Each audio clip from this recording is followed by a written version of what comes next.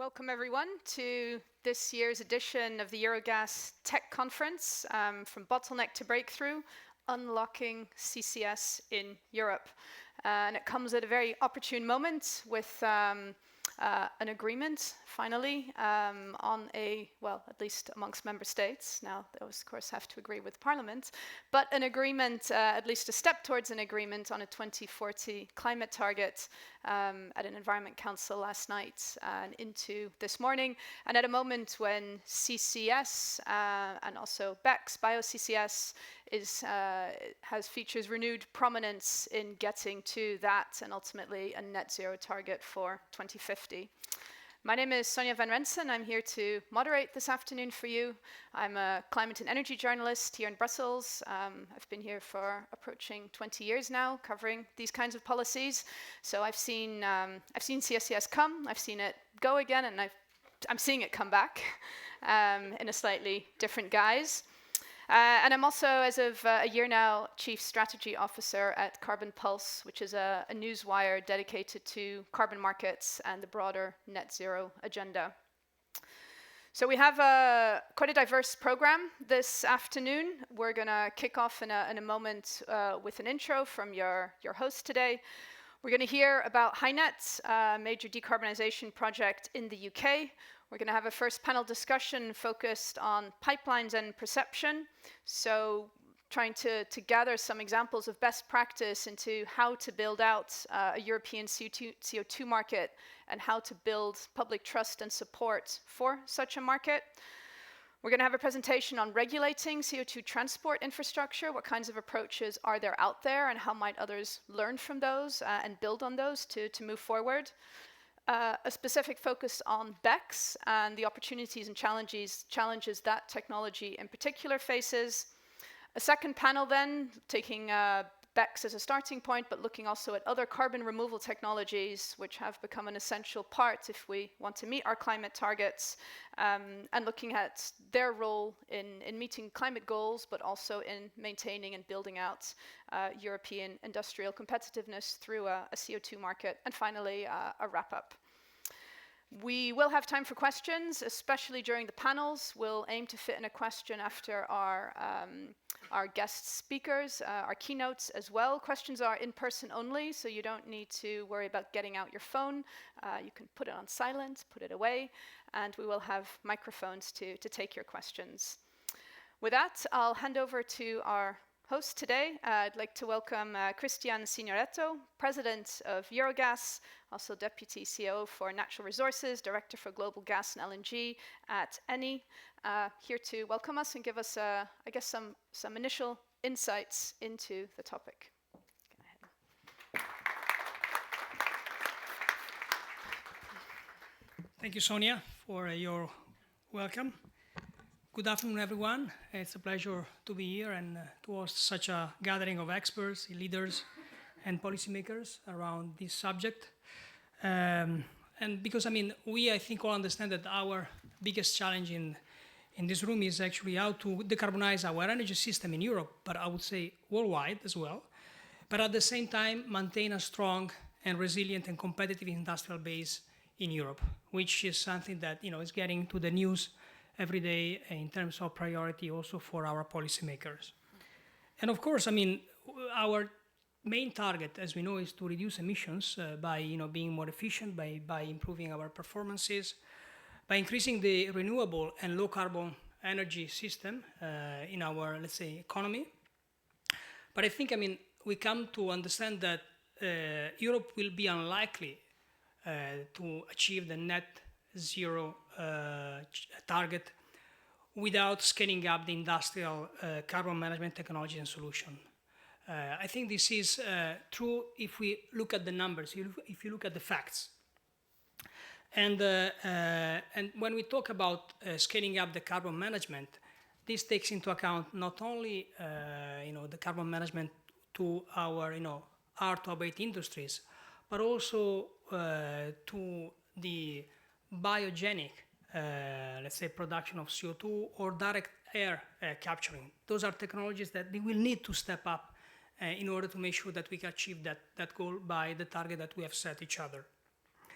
And and if you look at the various agencies that are actually looking into the way we should reach those targets, for example, the IRENA, the International Renewable Energy Agency, but even the International Energy Agency, they're both looking at this technology to contribute to the overall target by storing between 6 and 7 gigaton per annum of CO2 from the atmosphere.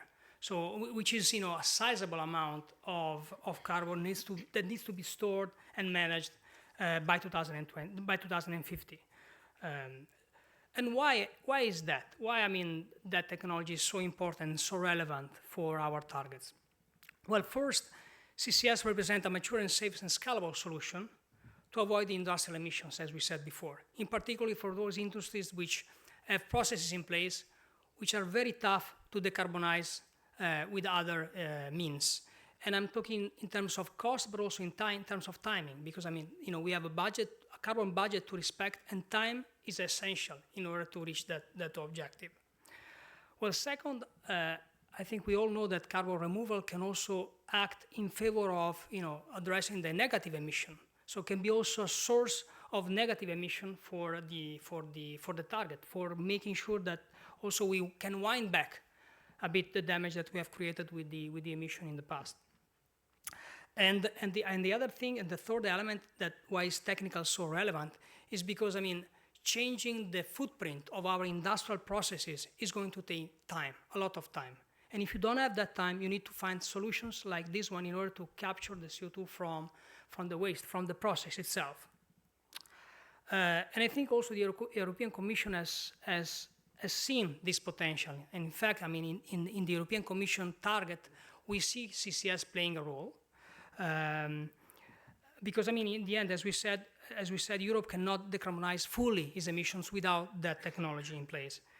And just to make sure that we understand each other, it's not that it's alternative to one or the other technologies. It's not alternative to renewables. It's not alternative to low carbon gases. It's just a complement.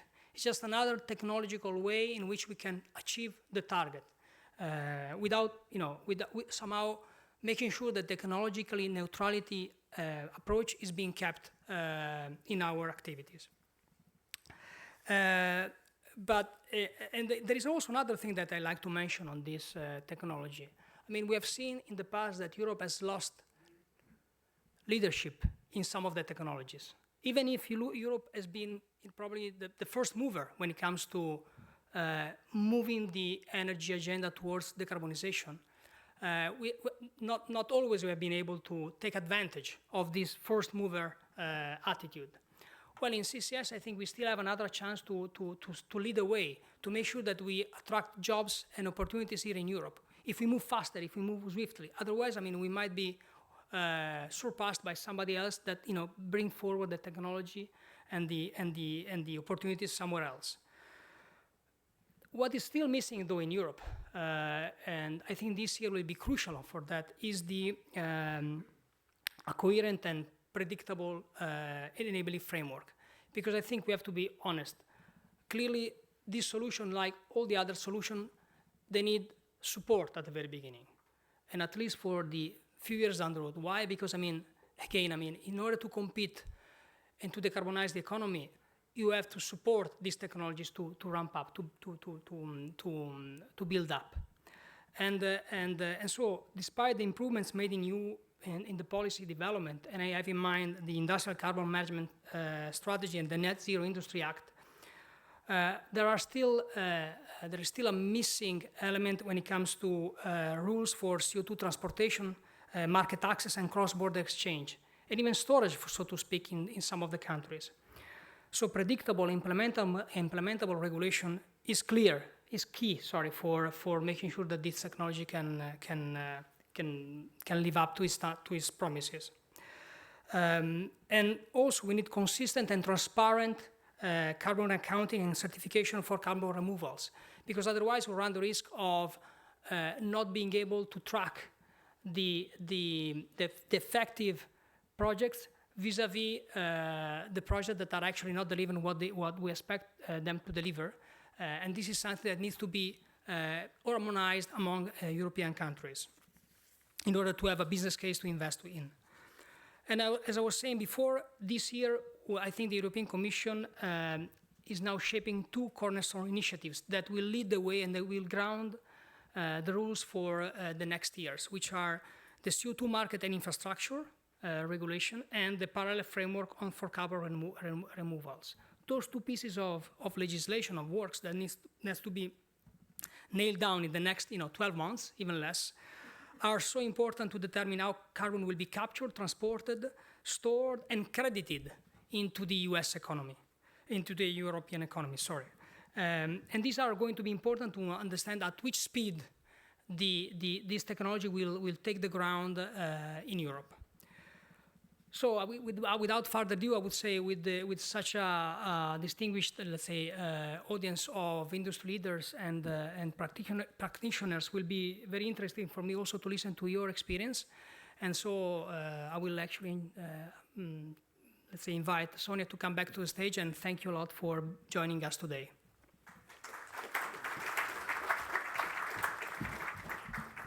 Thank you very much for setting the scene very nicely. We're going to kick off then with something positive, a project that's out there, that's happening. I'd like to welcome Phil Hemmens to the stage.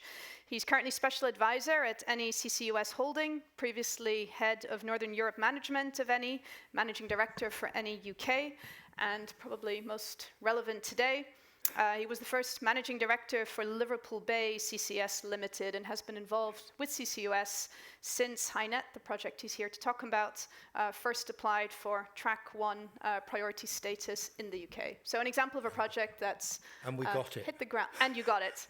That's hit the ground and is up and running. Yeah, okay. Thank you.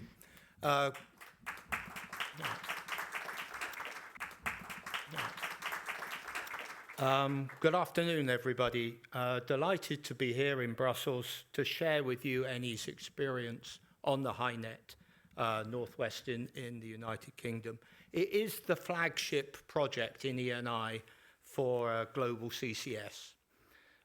But before I get into HyNet, if you would just bear with me for a second, I'll just put it in context of Eni's CCS strategy.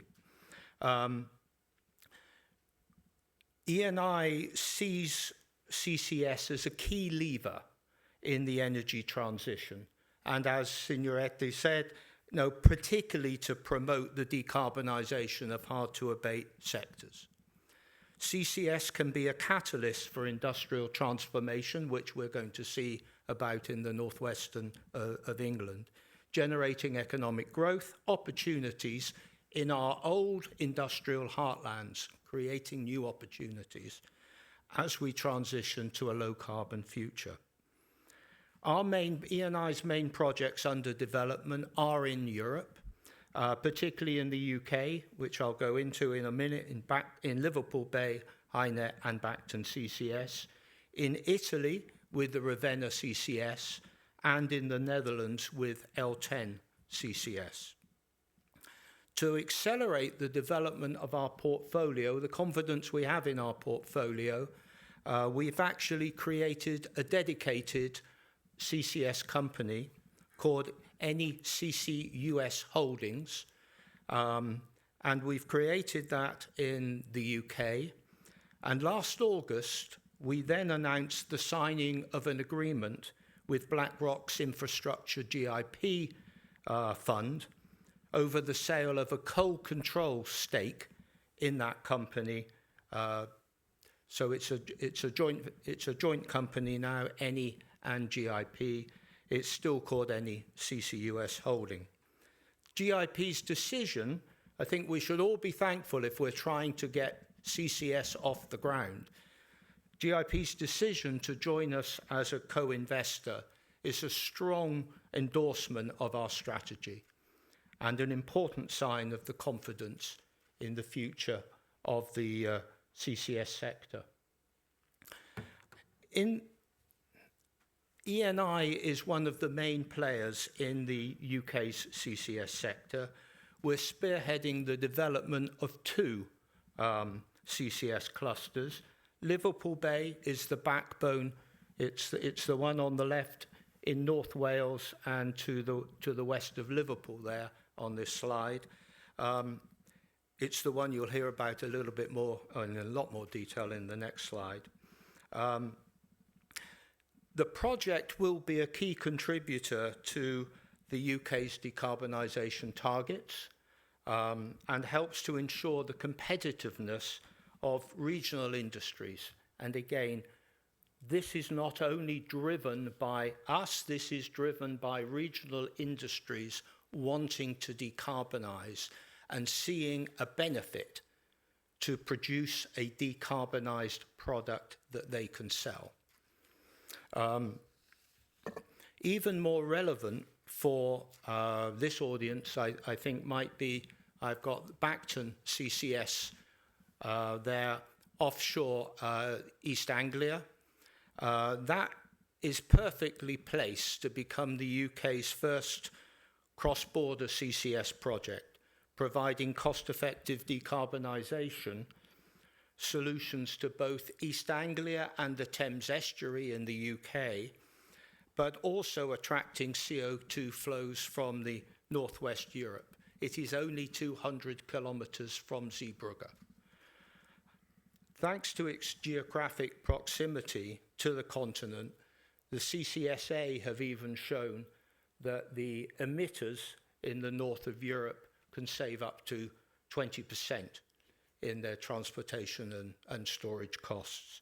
But to unlock this opportunity and allow EU emitters to access low-cost storage opportunities, it's important that the EU and the UK come to a swift agreement on the leaking of their emissions trading systems.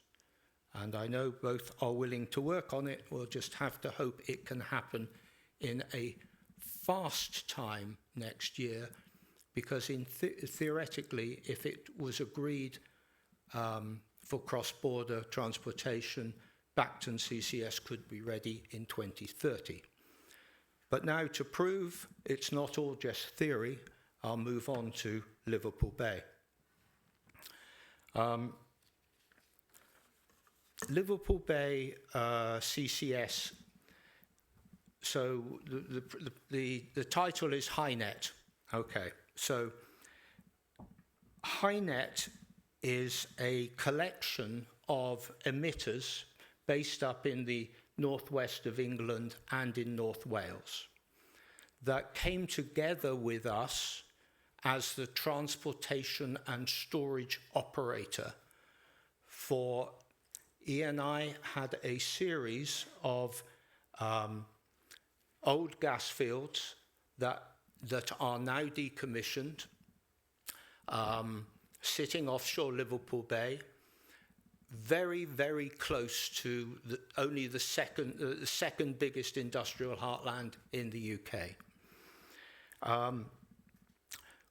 We were selected by the UK government in 2021 as one of the first 2 priority CCS clusters in the country, and it's so-called Track 1.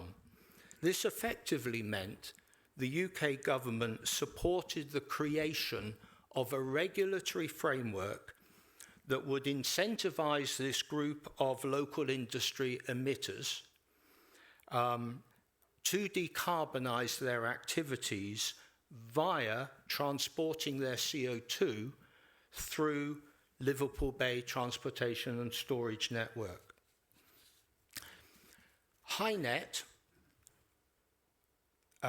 the transportation and storage piece of HyNet, operates under a fully regulated business model, with the UK government being responsible for connecting the different segments of the value chain and aligning incentives for timely delivery. Under the regulatory framework, the TNS operator, transportation storage operator, is remunerated for its investment using a regulated asset base model, a RAB model, which guarantees a return on equity and coverage of the cost of debt with tailored demand-side risk guarantees. On the other hand, the emitters' carbon capture projects are incentivized by the UK government via sector-specific contracts for difference.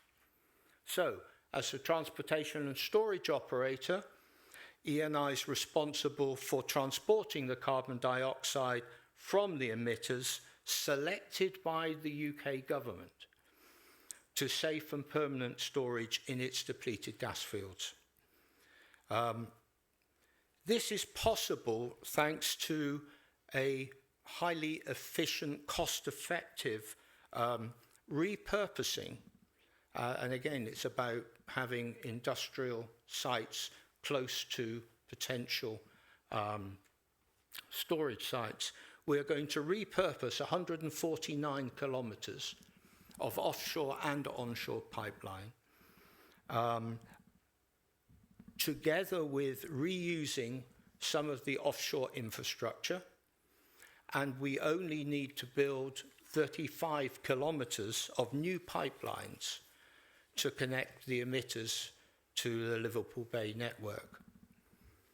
Now, 5 Track 1 emitters have been selected by the UK government, and they're covering cement manufacturing, energy from waste, biopower from waste wood, gas-fired electrical production, and low-carbon hydrogen production. So basically the whole gambit.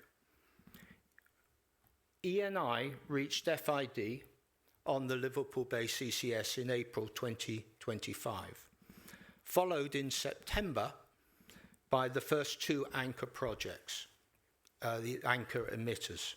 That's Heidelberg Materials and Encyclist Energy from Waste. At the peak of the execution phase, more than 2,000 people will be engaged in project activities across the UK for phase 1 of Liverpool Bay project alone. Following the FID last April, the project is now fully under development. We've mobilised £2 billion of investments in supply chain contracts, and we're targeting CO2 readiness by the 4th quarter of 2028, in line with the targets set for the emitters. So again, one of the challenges of carbon capture and storage is getting the emitters and the transportation and storage operators aligned so that no one is waiting on the other. Phase 1 of Liverpool Bay will capture 4.5 million tonnes of CO2 per annum. And then we also have plans to expand this capacity to 10 million tonnes per annum in the early 2030s. And we have sufficient emitters in the neighbourhood to fully fill that. So, HyNet and Liverpool Bay CCS are great examples of government and industry working effectively together to deliver CCS that will drive the value change for decarbonisation and economic growth opportunities.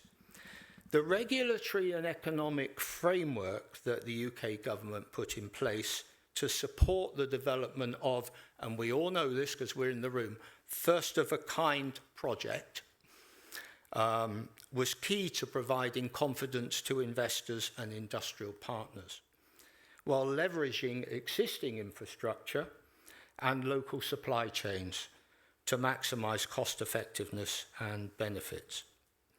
As the EU and its member states accelerate the development of a Europe-wide CCS sector, a close, trust-based collaboration between all the relevant stakeholders should be encouraged, enabling alignment of communities, regulators, technicians, and commercial, so that CCS clusters can be quickly moved into execution.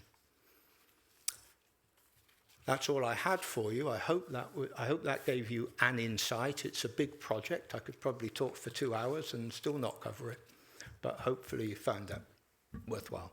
Thank you. Thank you. We can probably fit in a question, if there is one. Is there anyone with a question to Phil? Yeah, gentleman at the back. We'll get you a microphone. And just tell us briefly who you are. Thank you. Cédric Demeus from Holcim.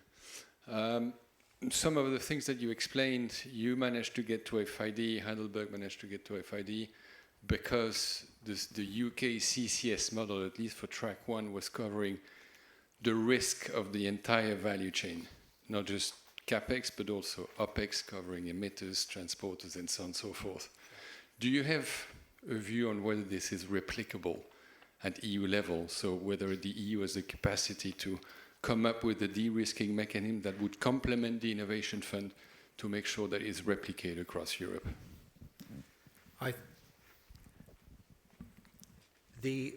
The interesting thing about, key to understanding this RAB model is that the amount of finance that will be committed by governments will be dependent on the carbon price. So, for instance, the CapEx at risk on Liverpool Bay at the moment is all down to the emitters and ENI. There is a return that has been agreed. That return is guaranteed, but how much of that finance has to come from government will depend on what the carbon price is at the time of the production of the CO2 into the system. So I think it's important, and it's not always said in media particularly, that it is the individual company's money at risk. Like the UK has announced a figure over 25 years that it might need to set aside to cover some of this, but how much of that it has to set aside, we're not sure. The other element, and we are in the UK government are now in dialogue with emitters and new clusters to look at what a different model could be. And for instance, you can look to Holland, and you can see that maybe there's some joint infrastructure ownership as opposed to one company doing this and another company doing this. And within that, there is even the possibility of government ownership of some infrastructure to facilitate the emitters and the transporters. It's a complex question, and I do my best for an answer. Thank you. Thank you very much. Okay. I think we'll have to move on, but if you're around during our coffee break, I guess feel free to approach Phil if further questions come to mind. Thank you very much. Thank you.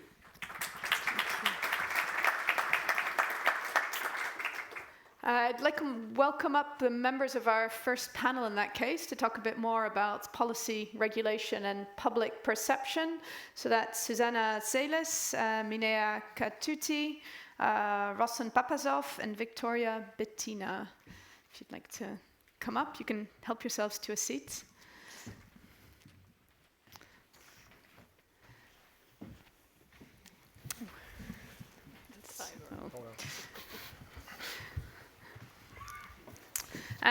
So I'll give you just a quick intro, and then we can get stuck straight into the subject matter. So if I start, next to me, Victoria Bettina is a senior manager with EYs from Ernst & Young, Germany. She works on hydrogen, sustainable aviation fuels, carbon management. So she brings a global expertise to this panel. Her work stretches well beyond Europe, also into Africa, Asia, and the Middle East. extends also into biogenic and synthetic fuels. And so I think, yeah, for me, certainly you're our global expert here to bring in best practice beyond the countries that we perhaps more traditionally look at here in Europe. Next to her, Minea Katuti, Executive Director of the Energy Policy Group, which is an independent think tank. So he's an EU climate energy policy expert with a focus on Southeast Europe in particular. He's also an associate in E3G's Clean Economy program, so working on industrial decarbonization there. Previously worked at CCS, working on hydrogen particularly. And also comes with long experience in energy and climate governance. And I think in your current role can also speak in particular to the challenges and potential solutions to public perception and how to build that out for CCS. And Susanna Seles joins us from the European Commission, DG Energy, where she works on decarbonization and the sustainability of energy sources. She's been with the Commission for over 10 years now, and industrial carbon management is her particular area of expertise, and in particular, I guess, which will be of interest to you, she's working on the legislative proposal on CO2 markets and infrastructure, and brings to that experience of working on regulation for gas and hydrogen. And finally, Rosen Papazov joins us as CEO of Holcim Bulgaria.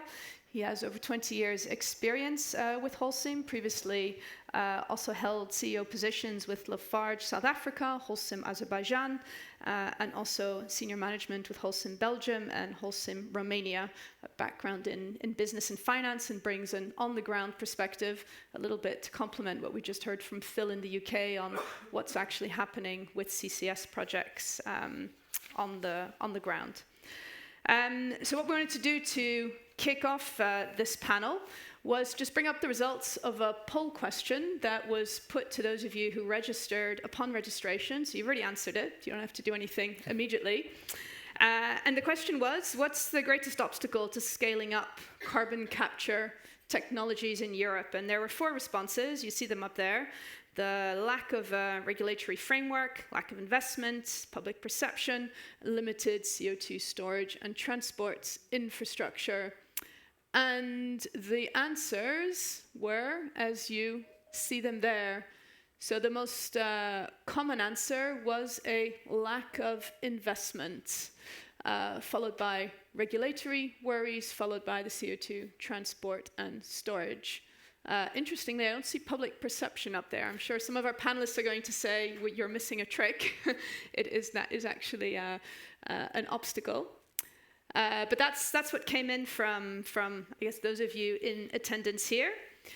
And so what we thought we'd do is just ask you, so this is just verbally, you don't have to type anything in, but if we say, okay, the lack of investment is the biggest problem, why is that? What is holding back investment? Is it high upfront risk, or is it limited demand side pull from emitters? And what I'd say is panelists obviously will no doubt have ideas on this and welcome their thoughts in a minute, but is there anyone who'd like to give an answer, maybe particularly if you said, yes, lack of investment is the big problem, what in your mind is the reason for that lack of investment? Is it one of these 2, or perhaps indeed it's something else that we haven't got up here? Anyone want to? We do have a microphone at the back. Want to give us an idea of how they see this question and what they perceive, I suppose, as the biggest obstacle to scaling up CCS? Or you're all going to leave the floor to our panelists and wait and see what they say before you take a stance? Yeah, maybe we can open the discussion so that everybody feel... One gentleman brave enough to take the floor. I'll try my best. I'm missing network tariffs, actually. That's one thing that we're having in the hydrogen discussion very much. So we have high network tariffs, and they're a big hurdle for the hydrogen ramp up.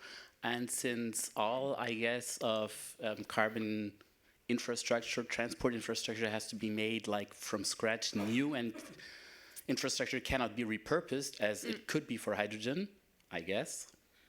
I'm guessing that tariffs would be much, much, much higher, and therefore also the business case a little harder. So I'd like to add that here. Thanks. Fair point. Thank you. Anyone else? If not, I'm going to go to the panel. Don't think I see anyone. Okay, so as I said, we'll make some time for questions later. So if thoughts do come to you, you can contribute those in a bit. So I wanted to give panelists each a chance to respond, and maybe at the same time to give us your opening thoughts from your respective areas of expertise in terms of the policy and public perception barriers, and ideally how those might be overcome. Susanna, I may start with you, as it's all going to start with you, the Commission's proposal ultimately. A comment on the investment question, if you like, and then maybe an update on where we're at with this CO2 transport package and the regulatory framework, the approach the Commission's taking, and how you see that emerging and when. Okay, thank you very much for the introduction and for the questions, and I'm very happy to be here today with you. Good afternoon from my side as well. To come to the question which was raised in the poll, we see the problem of investment risk and the lack of the demand side pull from emitters to take investment decisions. On the Commission side, we are thinking about how to overcome these challenges with the tools which are given to us with creating a regulatory framework at European level. And certainly one element which is missing in the market is the visibility on demand and supply in the future, the visibility of how much infrastructure will be in place, be it transport infrastructure or storage infrastructure, and when this will be in place. So this is certainly a very important element for emitters to take investment decisions for installing capture installations. Will I have the infrastructure to transport and store the CO2 or not? So here we certainly have experience in other areas in the energy sector with network planning tools, with platforms which can bring together information and market participants from the demand and supply side and can create more transparency, visibility, and trust into the market. To come to the proposal we are currently working on, so to recall very quickly that we had the opportunity to consult with you in public consultations in the Industrial Carbon Management Forum in the couple of last years, and we committed in the Industrial Carbon Management Strategy last year to develop a regulatory framework, as the president of Eurogas mentioned at the beginning in the introductory remarks, and that's what we are working on. Also, we had the chance together with you to identify a number of challenges and barriers we are facing currently in the CCUS value chain, and we will further look into and assess these challenges and barriers in the impact assessment we will start developing in the coming couple of months. Let me just give, in a few minutes I have here, 4 elements to the regulatory framework, to our thinking. What is necessary to create a regulatory framework which enables the stepwise development of a well-functioning internal CO2 and CO2 transport infrastructure market? So in our view, to create a well-functioning market, it's absolutely relevant to create a regulatory framework which enables equal, fair, and transparent access to the infrastructure, to the transport and storage infrastructure, to all in the hard-to-abate sectors who want to use CCUS as a decarbonization pathway. So here we will looking at third-party access rules, tarification rules, how to avoid conflicts of interest between the operators in the value chain. Also very important from our perspective is creating a regulatory framework which enables the timely and cost-efficient development of CO2 infrastructure. So, as I mentioned, how we create more visibility and predictability of the infrastructure needed and where is it needed, how to bring together the information demand and supply, plan the infrastructure. We are thinking about creating a platform using the experience from gas and hydrogen sector with Aggregate EU or the hydrogen mechanism.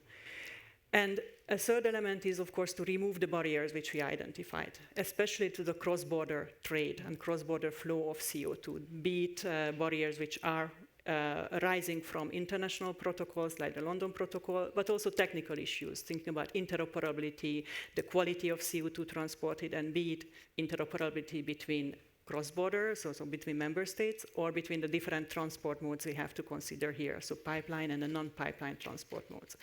And the big challenge we are facing is really to create a regulatory framework for a market which is hardly existent. We don't know demand, we don't know supply, we don't have infrastructure in place. So we are working with the idea in mind to have a regulatory framework flexible enough at the beginning to allow the ramp-up phase, but already giving a long-term perspective in which direction, in which harmonized direction we are moving towards over time. And this is quite challenging, so I'm really very much welcome all your input and all your help, all your ideas and comments to our work.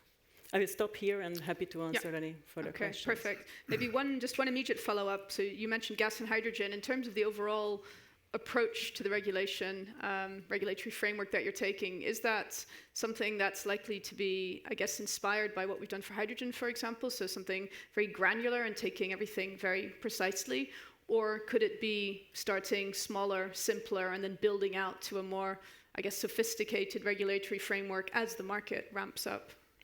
Indeed, so definitely we are inspired. The gas regulatory framework is helpful to look at, but we cannot copy-paste it. There are a lot of differences, not only between gas and CO2 in a technical sense, but also the market development, as I mentioned. So we acknowledge this fully.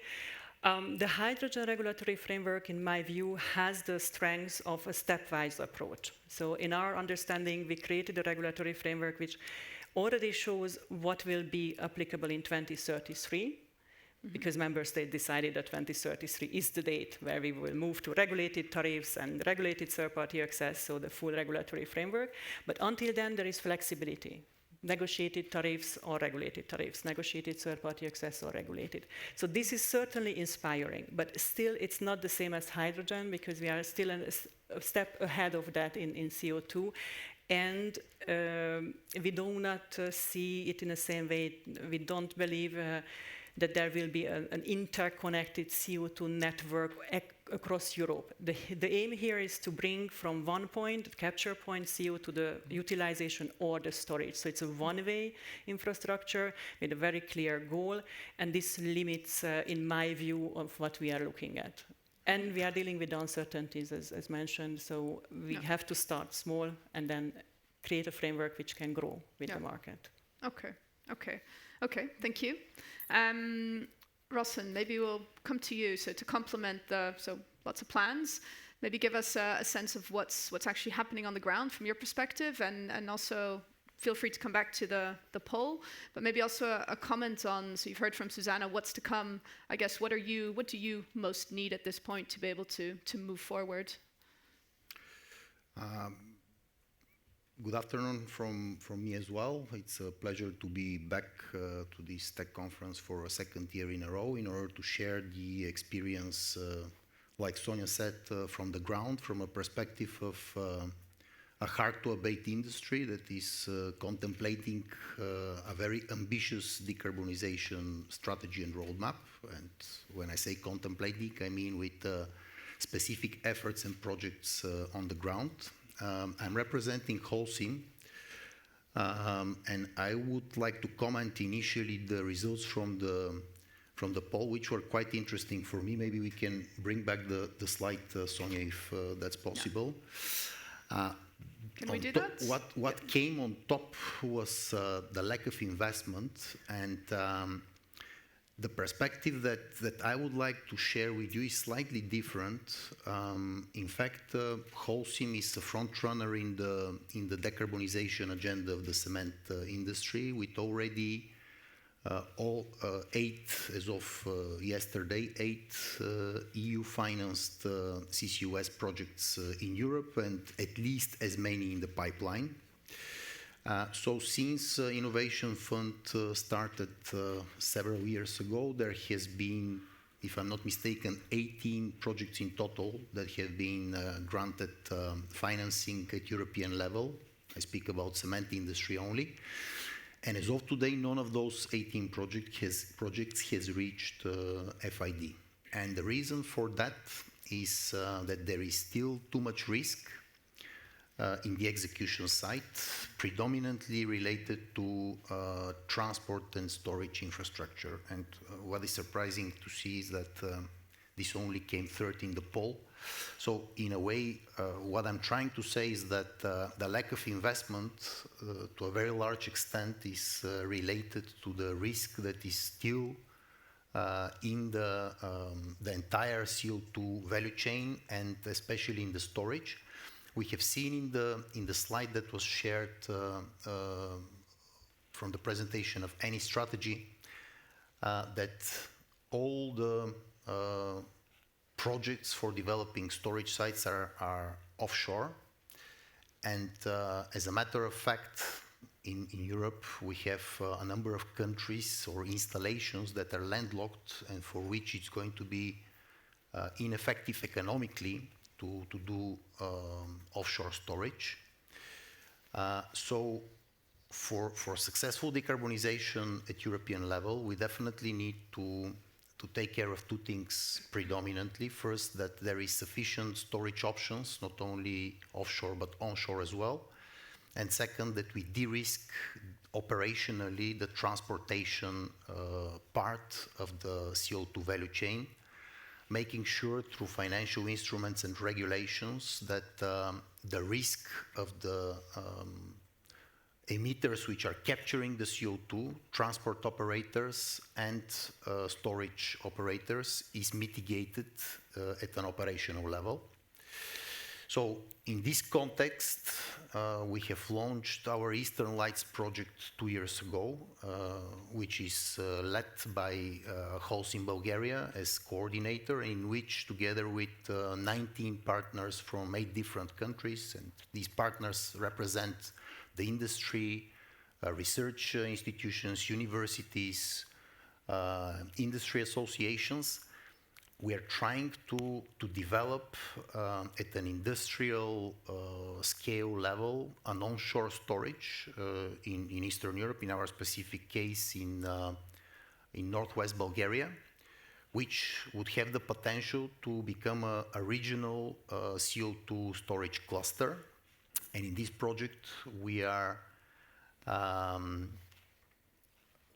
basically developing at an operational level multimodal transport, cross-border CO2 transportation, and we are walking step by step through the regulatory regime in order to reach a permit for onshore storage. So from this perspective, this project is a flagship one that would sort of lay the road towards scaling onshore storage projects, not only in Eastern Europe, but across the continent.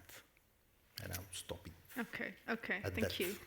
Thank you very much. I think we'll come to the other panelists and then follow up with questions also to you, and I've already seen one in the audience as well. Minea, let's go to you. Again, a comment on the poll, if you like. And yeah, what for you are the biggest, I guess, policy and public perception challenges, and how do we sort those? Absolutely. First of all, thanks a lot for having me and us as EPG here in this panel. Some of the challenges have already been mentioned. The technological one still exists, but I would argue that, especially when it comes to delivering on the near-term targets, the NZIA storage target, there's more of a bankability and infrastructure challenge than it is a technological one per se. And where my organization is based in Romania, we've already seen the companies that are obligated entities under NZIA in Romania have 20% of the EU storage target. There's 3 of them. All 3 of them have sued the European Commission over the calculation of these targets, which I think basically shows that there is currently a lack of trust that the current policy and regulatory setup that we have can deliver at the pace that is required. So, moving ahead, some flexibilities may be needed, but what's important is that we have an overarching framework in place, but there's more that we need to do. And on the more that we need to do, I would mention 3 things. The first was also already mentioned a bit before, which is the full value chain approach. I would argue that one of the main structural issues is that the capture, the transport, and the storage of CO2 all develop at different speeds. They have different lead times. The way risk and liability operates among the parts of the value chain is also very different. So the more we move closer to a full value chain approach, the better, also to mitigate some of the conflicting interests that you mentioned a bit earlier, which can come in the way of developing proper projects. And I think this needs to be reflected in the funding as well. So if the Industrial Decarbonization Bank will fund carbon contracts for difference, those should, as much as possible, cover the full value chain. And they should focus on proven stored CO2, not captured, not transported, not anything else, as a means to ensure the climate integrity of the mechanism. And of course, if there's some way to integrate criteria for selecting high climate value applications that are funded for such programs, the better. The second one is delivering on the enabling horizontal measures. So there's some flashy flagship projects which are amazing. They show how this can be done once they reach FID. That's a separate question. But what we really need to do is to put in place those measures that reduce costs and lead times for all projects, not just for a handful of them. And I will mention here just very quickly 3 things. The first is permitting, where this is still taking a long time. I think NZIA has put in place some good rules for that. It's still a matter of member state implementation, but I think common EU level guidance is very much still necessary. The second one is coordination on funding, especially for infrastructure and for cross-border infrastructure. So I think the Commission's proposal for the new multi-annual financial framework is very welcome in terms of the additional funding it brings for the Connecting Europe facility. But the usage of that needs to be better tied to the actual targets that we have. So we have obligated entities in different parts of Europe. Some of them would not be able to meet the targets simply based on domestic industries in those respective countries. So it's important that these types of facilities do bring in the financing necessary to enable cross-border trade. And third, it's the things that Jana was already speaking about, which is the common rules for CO2 market. And here, of course, there's this difficult balancing act with still a very nascent market where you want to allow companies to have space to explore, to negotiate different arrangements between them. But you already know that the scale at which you want industrial carbon management to get will require some form of regulated tariffs, third-party access, and so on. And the final point I wanted to make is on being ambitious on lead markets. That was, to me, the main concern, not fully integrated in the poll you had presented, which is that there's still very little demand for low-carbon products. And that's probably the main barrier right now to projects. You can build as many financing tools as you want. The demand is not there. Things will not happen. With the Industrial Decarbonization Act, it's fantastic that we'll have labels, especially for cement when it comes to CCS. But I think we can be more ambitious than that. I think we can slowly move towards product standards. Of course, with a calendar that takes into account the lead times that it takes industry to produce these types of things. Where I think we can be more ambitious is green public procurement. And I think cement is one of those areas where you can really move an entire market by focusing on green public procurement. This is not the same for all industrial products, but it's particularly the case for cement. Just in Central and Eastern Europe, we've calculated that there's 50 million tons or 60 million tons of cement demand per year coming just from public procurement. That's 10% of European demand. 30% of the consumption in the EU comes from public procurement. So just by focusing on that, that's quite a lot. In Central and Eastern Europe, the percentages go even higher. In Romania, half of all the cement consumed comes from public procurement. And we've estimated that if the entirety of the current procurement would be switched to green cement criteria and green steel criteria together, that would amount to about a 1.35% increase in the total procurement cost. So it's not massive. It's still important. I know it's fiscally tight periods, but it's a good place to start. And I think that in the context of the negotiations of the next MFF, that's an even better place to start. I think the infrastructure that's developed through the next NRPPs should follow these types of mandates for green public procurement.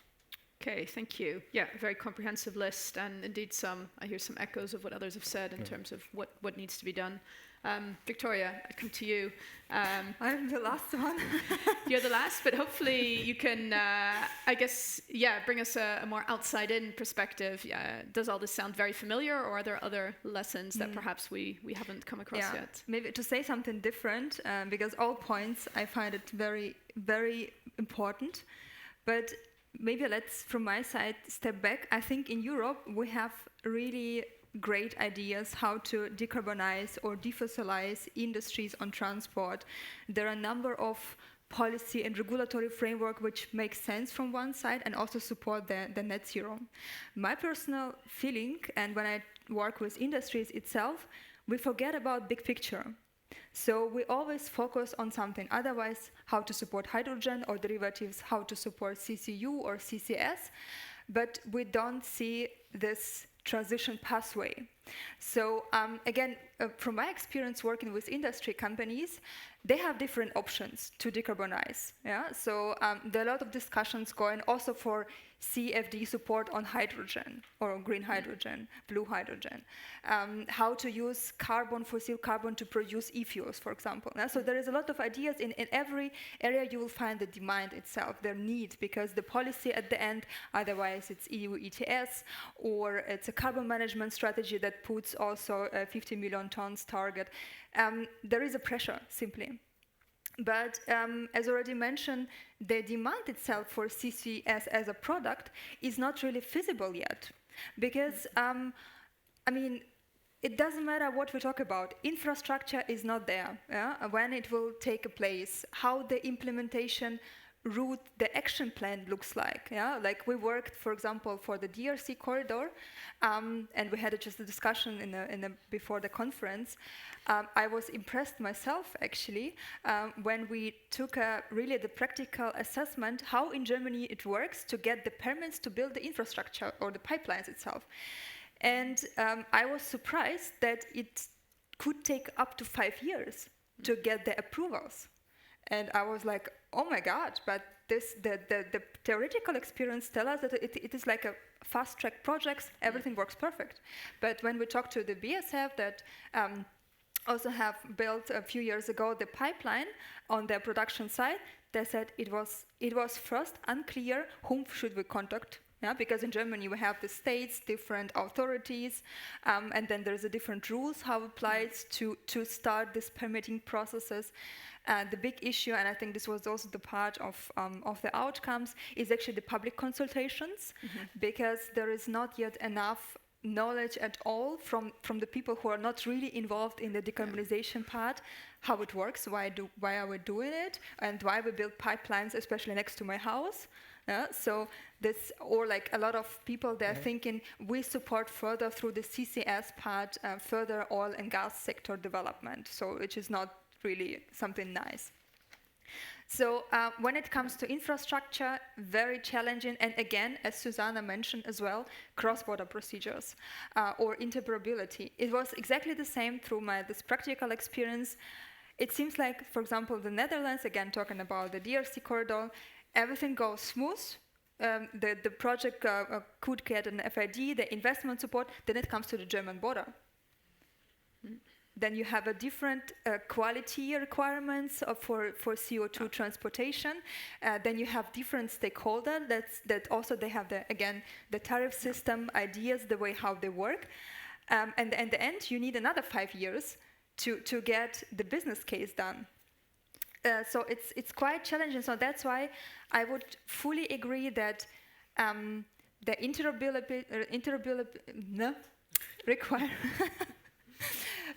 cross-border procedures, requirements on the CO2 quality, the tariff system is the core, really to say that we support the CCS market.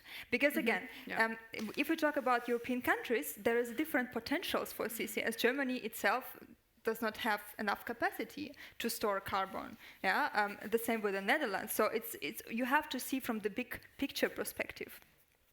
And at least this is my personal experience when I work with the industries. Now, so we try always to find the business case, what makes sense for them.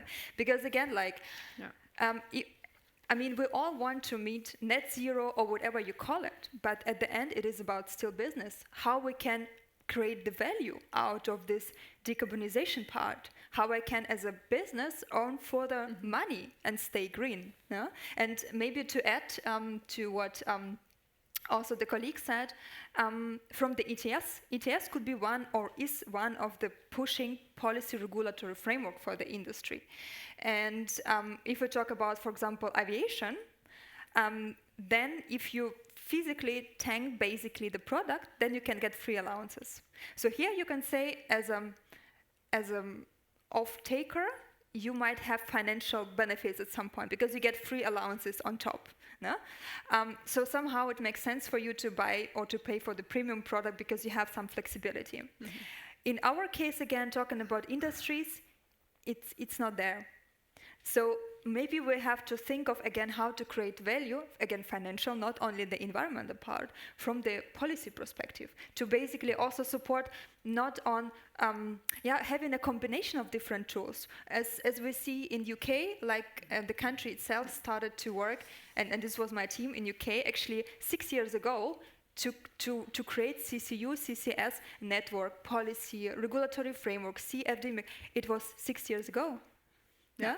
And now we see the first outcomes. So so I think we have to think about a combination. From one side, CFD, definitely subsidy scheme support for the 10, 15 years would be important, but also think of how we can maybe upgrade some policy regulatory framework to give some beneficial support, financial support to the industries.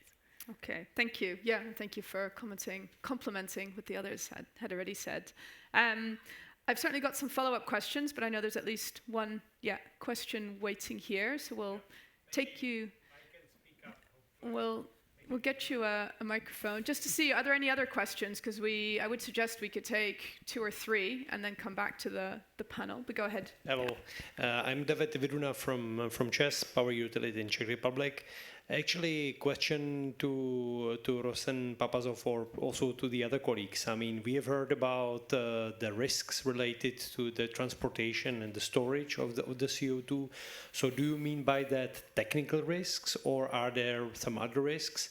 And to this is related, can we say that CCS is nowadays a proven technology, so that, the technical side of that story is principally straightforward, everybody knows, or at least the experts know how to do it and how to use it? So that's question number 1, technology as such.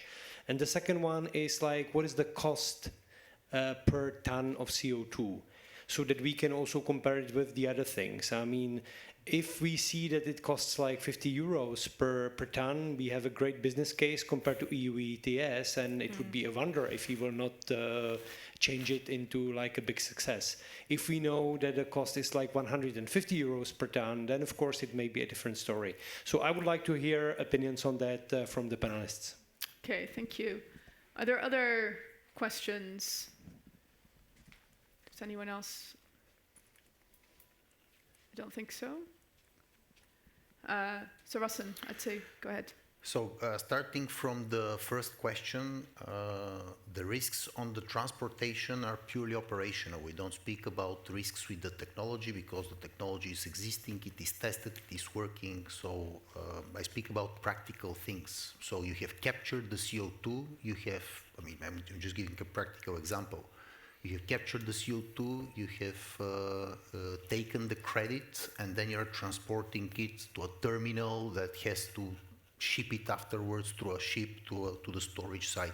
Something happens purely technically on the pipeline, and you need to release CO2 that has already been captured. Who is ensuring that risk? Who is paying for it? Who is covering?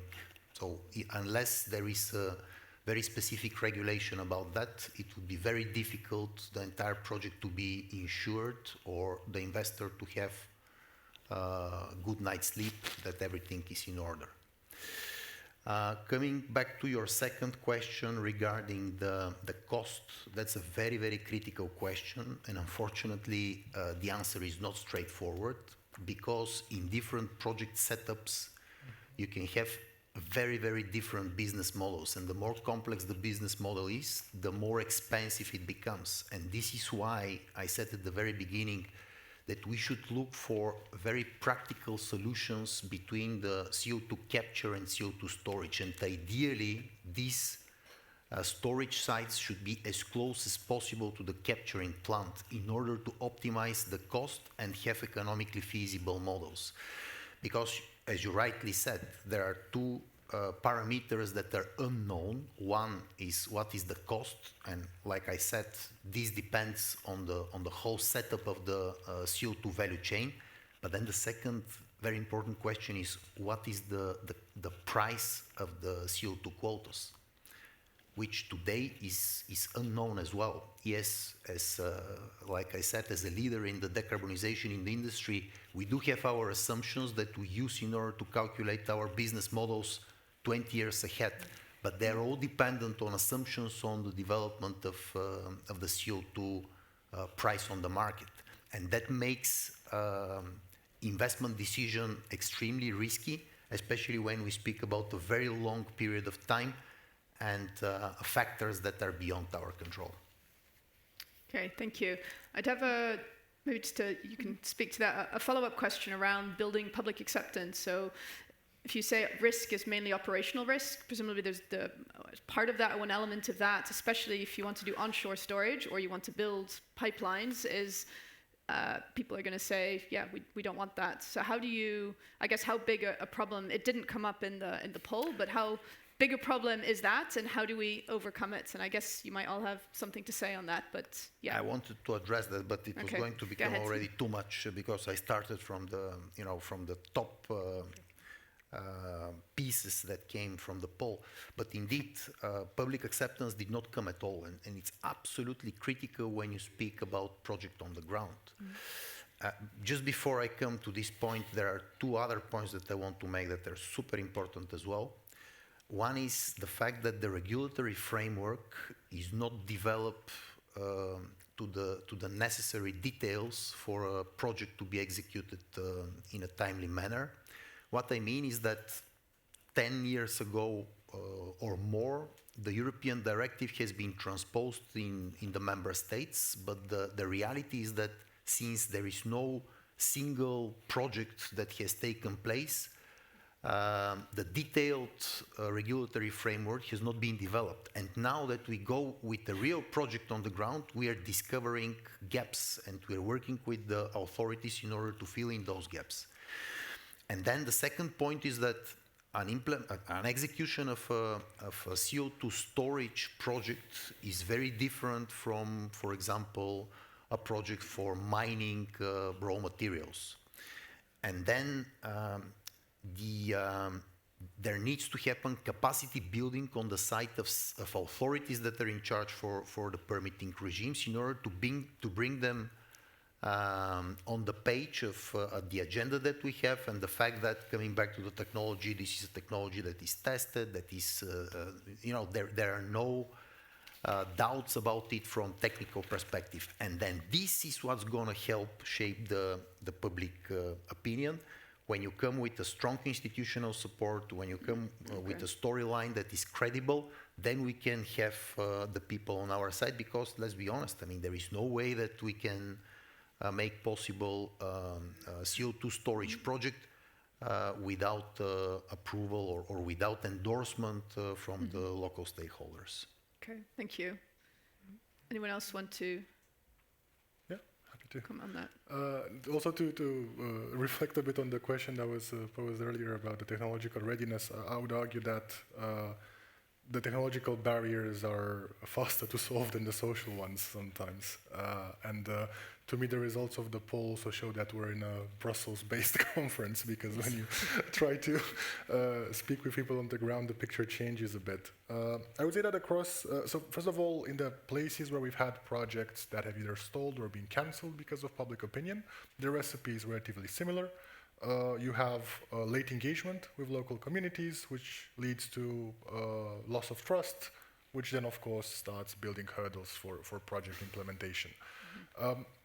what we can see across Europe in surveys is that there's still limited awareness on CCS. We've run a survey in Romania just earlier this month, and only about 20% of people had even heard of carbon capture and storage. And when it comes to speaking about concrete projects, the backlash seems to come more from safety and transparency concerns and less from climate skepticism or the skepticism about the climate impact of the project. This also means that there's still space for communication, when you put those things together, but it cannot be top-down. And something else that we've seen in the surveys that we've run as well is that scientists and civil society organizations are trusted more by the communities than companies and government. So the way we construct this engagement, this early engagement, preferably before you actually start building on a site, is best. One more thing that I wanted to mention is that in some areas where there's also a just transition argument in terms of jobs, where there's a cement factory, where there's a lime factory, where there's someone that needs it, people seem to be able to understand a bit more the need for it. And when you're so lucky as you were in Bulgaria with the storage site very close to your plant, that works. If you're in an oil and gas production area, that also seems to lead to higher public acceptability outcomes. But in areas where you don't have that, you really need to think about the local co-benefits from these projects. And these sometimes will need to extend beyond the economic value, the local economic value that the storage site will bring. Because honestly, in not all cases, there's not a lot of jobs, there's not a lot of local value creation, so communities need to be compensated in some other ways. We have already good practices from that, from renewable development, from offshore wind development. I think there's already a lot of good lessons we can learn from other technologies. Maybe to add a few words on my side. First on the question as well. The prices are obviously too high compared to the ETS. So we talk about ETS 80-100, and based on my experience with projects where I was working, the costs, at least the current, are something in between 130, 150 euro per ton.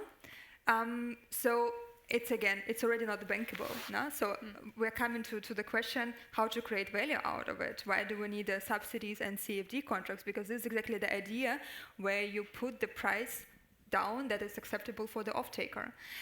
What I also would like to add, actually there is a positive sign as well from the DAC perspective. I mean, it's still not really something what's efficiently discussed when I say, okay, it makes sense to install DAC technology, even if it's theoretically quite high. But like for about 1.5 years ago, I was working for the D project and looking at different studies, what the researchers said, and the price was actually about 250 in total per ton of CO2. And I just checked several days ago, there are already new studies that said that there is already the costs could drop to 150. Still, it's a lot. It's not makeable, not payable. There is no willingness to pay, whatever you say.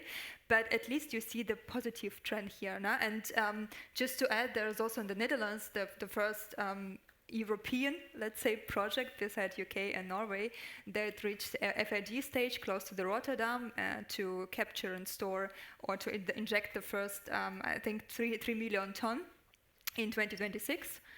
So there are cases coming and say just the model needs to be found. So as much as it depends, again, I completely agree with you, Rossen, that it always depends on the business case, how much you capture, how big is the plant, how far you bring to the storage side, what kind of partners and the stakeholder you have it in your ecosystem. Now, because there is like 4 or 5 different models basically how you can set for the specific CCS case. But I would say I'm quite positive because in all areas, again, bankability doesn't matter what kind of sustainable fuels, project, energy we are talking about. It is not bankable. It's simply not comparable with what we have currently.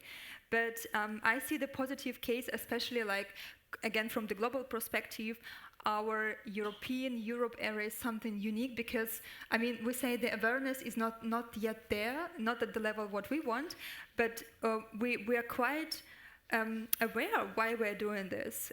Even like when I have my friends who are just far away from the whole net zero goals, they're still willing also to be in the part of this investment, of this transition. So, which is again not comparable with Asian countries, African, or now US or the Nordic America. Yeah, thank you. We're coming up to our final couple of minutes, 5 minutes or so. Is there anyone else with a question? If so, now is the moment to ask it.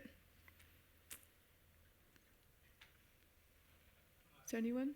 Okay, we'll probably make that our final question from the floor. Yeah, if you could just introduce yourself.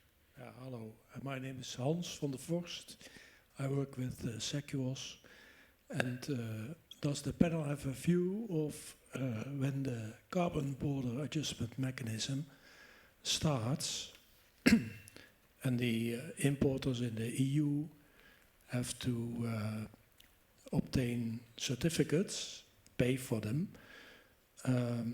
This price of the certificates will be linked or based on the ETS.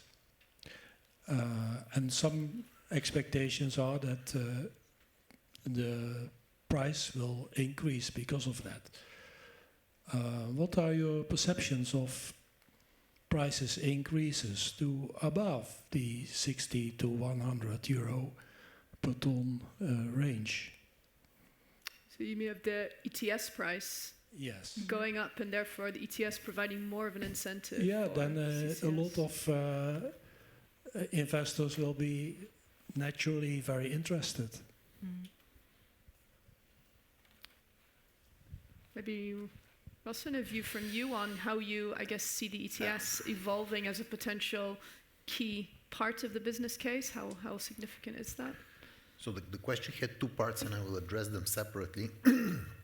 The first part, we haven't spoken about CBAM, but CBAM is an extremely important tool to protect the investment interests of the companies investing in decarbonization. So without it, all the efforts that we are pulling together would be in vain. However, speaking about CBAM, a very important, first of all, obviously we need a watertight CBAM, but what does it mean in practical terms? It means that, let's call it a CO2 tax that the importers into EU will have to pay at the border would be a fair compensation of their higher CO2 footprint outside of Europe if they want to sell their products in Europe, to put it very simply.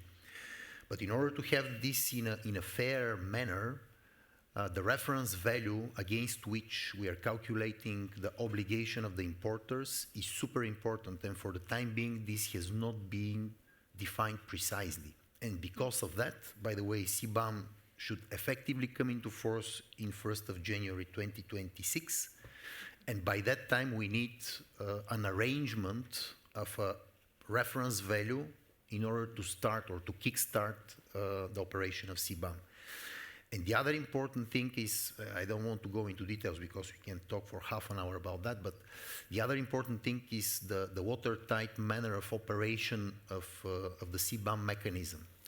Because in a hypothetical situation, we may have various scenarios of importers that are trying to avoid payment of obligations under CBAM, and the mechanism needs to make this impossible if we want to really have a level playing field.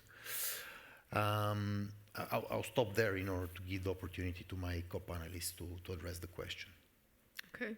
I'd like to give you each a chance just to leave us with a final thought. We don't have much time left. Does anyone want to come back on the role or expectations, I guess, around the ETS as a driver of CCS, which comes down to expectations for the price? Maybe just to add a few words from my side.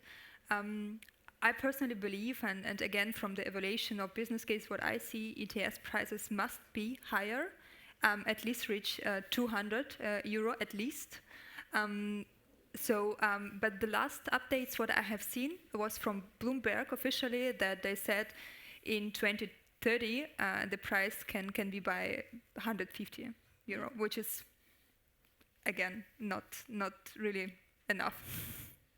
Yeah, but I don't know if DigiMove has also an opinion or some projections part, but at least from the practical experience, again, there is a need to put a higher price under the ETS. Yeah. There's lots of analysts out there with price projections, so that's probably a whole debate in itself, and nobody knows, of course, especially with an ETS reform also package coming up next year, which could change things again. We're out of time, but maybe just a quick takeaway from each of you. Susanna, I wanted to come back to you as well. I mean, there's issues, I guess, bigger issues around CCS, like how to build public trust and so on. And you said at the start, you work with a lot of stakeholders. Maybe you can say something else on to what extent I guess these bigger concerns are also feeding into your work, and the legislation you're working on. I mean, it's not with us yet. It's supposed to come next year. What happens in the meantime, or how do you? Everyone's still, waiting, and I guess you never know, is it going to come when it's supposed to come? So how does the Commission look at that? How do we retain the momentum kind of in these next year, 18 months, 2 years, whatever it takes? Thanks a lot for the question. So certainly I'm happy to come back to the timing and the process a little bit, because it's extremely important that you take part in it and support our work. So we had a consultation on call for evidence document, which was very, very well responded to, over 180 responses. Thank you very much. Currently, we are running a public consultation based on a questionnaire until the 9th of January next year. So here as well, we are very eager to see your views and comments to our thinking and how to develop a regulatory framework for the CO2 market and transport infrastructure. We will organize the next Industrial Carbon Management Forum in Athens this year on the 8th and 9th of December, where we will devote at least 2 panels to discuss the regulatory framework. So I hope that many of you can make it to Athens and take part in this discussion. But I also would like to take the opportunity to manage a bit the expectations. What we are working on in DG Energy is an enabling regulatory framework for the use and putting in place the infrastructure. So as we did for electricity, gas, or hydrogen, even this is not an energy carrier, there are similarities. So that's what we are working on. And this is not a way to, let's say, print money and put money into the business. So we will have to enlarge the discussion also within the Commission. Of course, there is the ETS reform ongoing. One of the participants mentioned the MFF and the CEF funding. So the TENI revision comes out, and it will remain an important part of the TENI regulation to support CO2 infrastructure. The Net Zero Industry Act, that's a very interesting story. I won't go into now, but we have a regulatory framework existing. Our proposal should come Q3 next year. We will see, Sonia, what that exactly means. I hope more the end of Q3, that we have enough time to develop the proposal and discuss with you further. Okay, thank you. Rossen, maybe a takeaway for you, what, also coming back to what we heard from Phil earlier, like what for you could really clinch or move forward the business case at this point? What's the one thing that you are still missing? Ideally from maybe the EU side, since we've got Susanna here. Well, first of all, coming back to my last comment, watertight CBAM executed as of 1st of January 2026 would be really helpful in order to defend the business cases for CCUS projects, and then institutional support on prioritization of key strategic decarbonization projects in each of the member states, and making sure that they move ahead as planned, as strategic projects, with focus being placed by the institutions to make them happen. Yeah, okay. I'm thinking maybe a question for you, Minea. Can we close this gap to bankability? Can things like the Industrial Decarbonization Act or Industrial Decarbonization Bank, can we close this gap? How optimistic are you? I think some things are easier than others, as I said, but for something like cement, which has direct implications for CCS, very much so. And I think if we have somewhere where the impact, it's relatively small. We should go full on with more ambitious measures there. The premium on green cement may be 80%. When you move to concrete, it's 30%. When you get to the final building, it's 2%. Member states can compensate for that for taxation for buildings that implement these types of mandates. So focus on lead markets because we need that type of scale to move things forward. And finally, Victoria, the key, I guess, missing bit of the business case here in Europe, from your perspective, is what? Maybe I will just repeat, because I think what's still missing this part is the prioritization and the clear action plan along the timeline, because generally 2050 is still far away, and you don't have a feeling, is it the right time to invest now, or maybe we have to wait by 2026, or maybe later when the policy will be more clear. I think this must be done in parallel. So the clear actions must be on place, aligned with existing regulation. Also, we should avoid, maybe first for the core corridors, CO2 corridors, what we have, pan-European TNTs, backbone part, to align the whole regulation part. So it will be not different within Germany or the Netherlands or other countries, so that we have at least the security from the infrastructure perspective, and we know that in 2026 happen this and that. By 2030 we have these milestones. So to get a pan-European regulatory framework in place. Yeah. Okay. Thank you. I see a fair amount of alignment amongst panelists. Let's hope we manage that European level as well. A round of applause for our panel, please.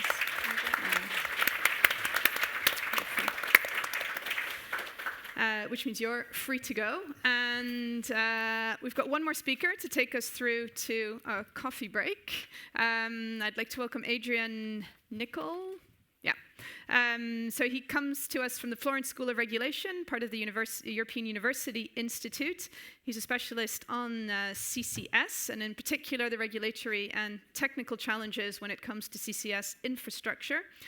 And he's going to present something on the regulatory approaches that we see emerging across Europe, building a little bit on what we heard from Susanna just now as well. So go ahead. Thank you. Okay, thank you. Thank you very much for the invitation. I'm very glad to be here. It's very nice for academics to talk to the industrial stakeholders and get out of our research cave. So thank you for the invitation. So today I'll be talking about what has been the topic for the entire day, but especially with a focus on CO2 transport. And I will present some joint work I've been doing with Birsin, Marcia, and Andres from the Florence School of Regulation, but also the New York University.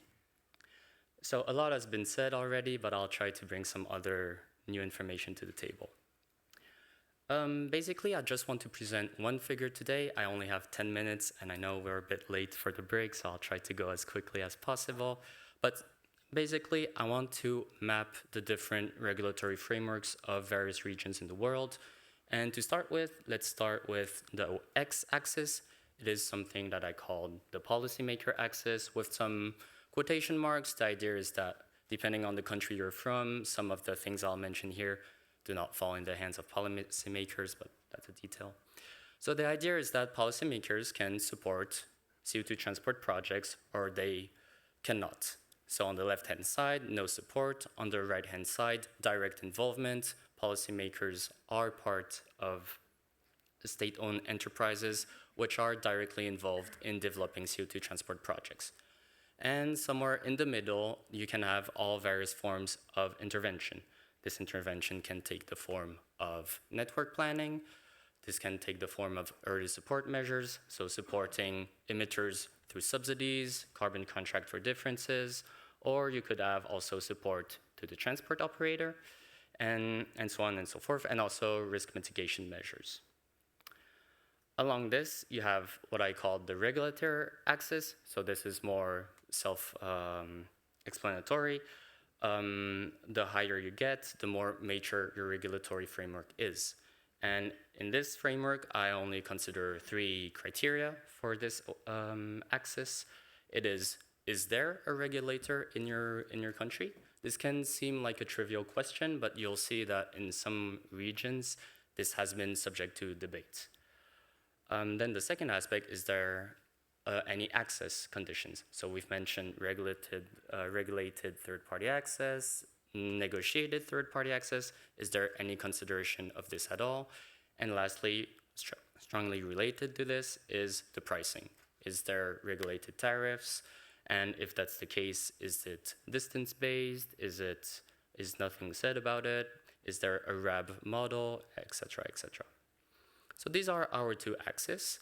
And if you understand the idea, on the bottom left, you would fall in the laissez-faire kind of framework. So you leave the market develop itself.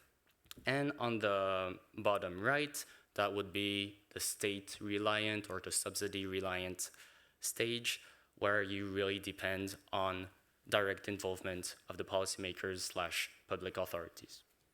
Okay? That's the general idea. And now the question is, where do we want to go on this graph? And we put the target here. So we can look at both axes separately. From the y-axis, it is clear that what you want is major regulation. So you want to be as high as possible on the y-axis, hence the target is rather high. And on the policymaker axis, it's not as clear, but roughly you want to be in the middle. You want CCS to develop through help of the state, through early support, through some form of network planning to leverage economies of scale that are inherent to transport regulation, to transport by pipeline. But you don't want, you really want a market to develop, so you don't want to be uniquely reliant on the state. So somewhere in the middle. And then we can put the countries. So you'll notice this is a qualitative analysis, so you might fight me for the way I put some countries, but we can get over that later. So this is basically the picture. You have some countries that are more to the right-hand side, some are rather at the bottom, none is really at the target. And the message I want to bring today is, what are the general trends? For us, but I'm happy to get feedback on this, there are 4 trends. The first trend is the regulatory-based framework. So this is the case of European countries such as Belgium, France, Germany, and also the EU. So it doesn't mean that there is no early stage support. It just means that these countries will emphasize the need to address the natural monopoly issues that can arise from the pipeline operator. And in that case, so if we take an example, you consider France. So there is some discussion by the CRE to have some regulated third-party access for the trunk lines, negotiated third-party access intra-hub, and there are also some discussions on the tariffs. They should not be equalized across clusters, blah, blah, blah. But you also have some early support measures, especially dedicated to the emitters, putting it a bit to the right-hand side and not to the left. And for example, in the European Union, you have also some discussions on the regulatory framework. So we know there will be an update, an upcoming update. But at the moment, there's no discussion on what the pricing should look like, although there is some discussion in the CCS directive about what access should be. So that's the regulatory-based category. But the most interesting ones, I think, are the upcoming ones, especially on the right-hand side. So this is what we call the state-steered regulatory frameworks. And basically, you have Norway and the Netherlands, which are directly involved into projects. So in the case of Norway, you all know that there is the Northern Lights project, and you know that Gassnova is the economic coordinator that is state-owned. And likewise, for Northern Lights, the transportation stage is equally shared by Equinor. So this is why it's really on the right-hand side. And you also have Netherlands through its Porthos and Aramis project that are supporting CO2 transport directly. And interestingly enough, you can see that in this category, so I didn't put state-led, but state-steered to also include Denmark. While Denmark is not directly a stakeholder of CO2 transport projects, it has put a lot of money on the table to really support that early stage and this reaching this first final investment decision. And here you already see this tension between the left-hand side category that is really thinking long-term, what should be the economic regulation, and on the right-hand side, those who focus really on early stage. And you notice that Denmark, Netherlands, and Norway have all reached a FID for transport. So that's really the first thing that we wanted to emphasize. Lastly, you see that in the middle, there's the UK. So we had a chance to have some discussion about HyNet cluster. And we present this as being a hybrid case. Why hybrid? Well, there is this RAB model that is strongly inspired by the natural gas framework, but that is also complemented through the risk mitigation measures. And for us, this really makes it a hybrid model between the regulatory, maybe not based, but regulatory focused framework and the state steered. So kind of in the middle, you have the UK, which also reached a final investment decision, which is the main criteria to seeing whether it is effective or not. Lastly, you see that there is one country at the bottom, and this country is the US, of course, but it is a very specific case of being an initial frontrunner. So the US has a long history of CO2 pipelines in general since the 70s, and hence oil recovery, but then it moved with support to CCS projects, specifically through the 45Q tax credit specifically. It also introduced some program to support the transport operator to support them oversize the pipelines. But you know that recent political changes have repealed some of these acts, and now we're seeing that the US is more moving towards that laissez-faire category. So to conclude, we distinguish 4 approaches in CO2 transport regulation. And so the ones I've mentioned, the regulatory-based one, state-steered, hybrid, market-based. I introduced some open-related questions because not every idea can fit on this graph, but I wanted to also acknowledge the idea of urgency against social acceptance, but I think we've already talked about this a little bit.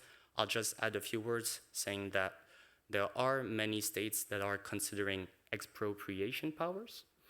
And this is the case, for example, of Denmark. And this reflects a bit the eminent domain in the US, where you can build a pipeline and use the domain if it's for public perspective. But I think this deserves some discussion. And then lastly, I've talked a lot about the regulatory framework, but how do you align this with your environmental objectives? That's all for me. Thank you.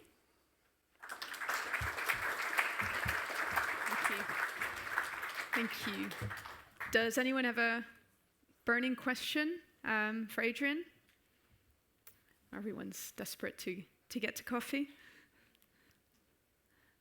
I'm going to ask one if no one has one, which is, so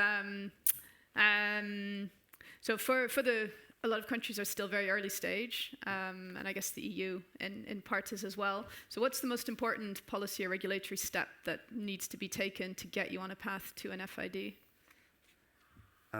So I think it has been mentioned in the previous panel already, especially by Holcim, but I think the main idea is that you need to close the financial gap. Mm-hmm. I think we can discuss about what the regulatory framework should be and what network tariffs will be, but the main issue is the EU ETS a sufficient incentive, and is the state ready to put a bit of money on the table, at least to kickstart the industry? That's my feeling. Yeah. And do you see those countries on the left-hand side also moving towards FID? Because at the moment, the ones that are FID are clearly in the hybrid group and the state-steered group. What about the others? I wish I knew. Or can they transition into one of those other groups? I think that's possible? I think that's really the question of how the right-hand side will move back to the center and be less reliant on subsidies, and will that work? And the question is the one on the left will be able to move towards the center a bit? I think it's hard to say, but I think if you consider the European Union as a whole, and since all these countries are really close to each other, at least the ones I've mentioned here, You could imagine some kind of front runners being Denmark, the Netherlands, and who have kickstarted their industry, and then, for example, France exporting to those countries without, and so it would be the best of both worlds somehow. And I think that is the idea that projects of common interest are trying to bring. But will it go beyond that, and to which extent? I don't know. Yeah. Okay. No, thank you. Very interesting analysis. Thank you. A round of applause, please, for Adrian. And that means we break for coffee. So I propose we take 20 minutes and reconvene at 4:40. So we'll see you back here then. Okay, welcome back, everyone. We hope you had time for coffee. So we're going to zoom in on BECCS now for a short one-on-one with Fabio Poretti.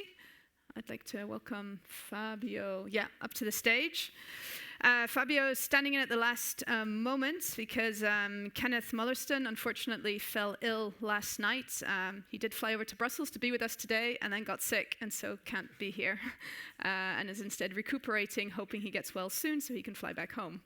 Instead, Fabio has very kindly agreed to step in. Fabio's going to be on our removals panel a little bit later as well. Take a seat. So is a good candidate to talk about BECCS, but bear in mind he has stepped in, and obviously, so Fabio represents CWEP. He's technical and scientific officer there. So CWEP, the Confederation of Waste to Energy Plants, so in this sense is bringing in one dimension of BECCS and the burning of biomass for energy with CCS. He's originally a mechanical and energy engineer, has worked in academia and consulting prior to assuming his current position 5 years ago now. He leads, for CWEP, he leads on EU climate and energy policies. He was the lead author of CWEP's climate roadmap, The Path to Carbon Negative, which came out in 2022 and was presented a year later at their annual event in Berlin that I had the pleasure of attending back in 23. And he also sits in the Commission's Carbon Removals Expert Group on Industrial Removals and BECCS. So the idea of the next 10 minutes or so was to talk a little bit about BECCS, which we hear a lot about. Certainly, some of the articles that we've published at Carbon Pulse delve into it, and at least one of those has called it the most promising carbon removal technology out there when it comes to the goal of keeping average temperature rise below 1.5 degrees. However, it remains contested, largely because of sustainability concerns around the feedstock, the biomass, or the waste, probably more the biomass that ultimately fuels it. So maybe just to get a sense of the views or the feelings of those of you joining us today, just with a show of hands, how many of you would say that you tend towards the optimistic side and feel that the benefits of BECCS probably outweigh the risks? So put your hands slightly higher so we can see them. Yes, okay, so let's say at least, I would say half of you think the benefits probably do outweigh the risks, and we'll assume the rest of you either are unsure or think, well, actually the risks are perhaps more worrisome than the potential benefits it could bring. So Fabio, to kick off, so we've got, I guess, a couple of questions. So yeah, starting on a positive note, how optimistic do you think we should be about BECCS? Is large-scale BECCS realistic by 2040, or is that more of a fantasy at this stage? Okay. Well, first of all, let me thank Eurogas for the invitation, and good afternoon, everyone. I hope I can also be a valid replacement for this session. Thank you also for the kind introduction, Sonia. Glad to see you after Berlin. I would like to also be realistic today. So when we talk about is it possible, theoretically, there is a lot of biogenic CO2 out there to fill in the targets. And interesting enough, very recently, our colleagues of Bioenergy Europe, they released a study that essentially said that there are somehow 222 million tons of biogenic CO2 out there in Europe from different sectors. Again, not all of them can be captured, but that's the order of magnitude, 222.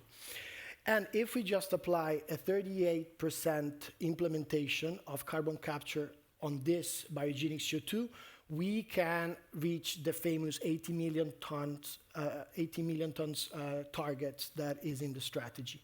And if we we implement carbon capture on those of 50%, we can reach 105 million tons of CDR per year.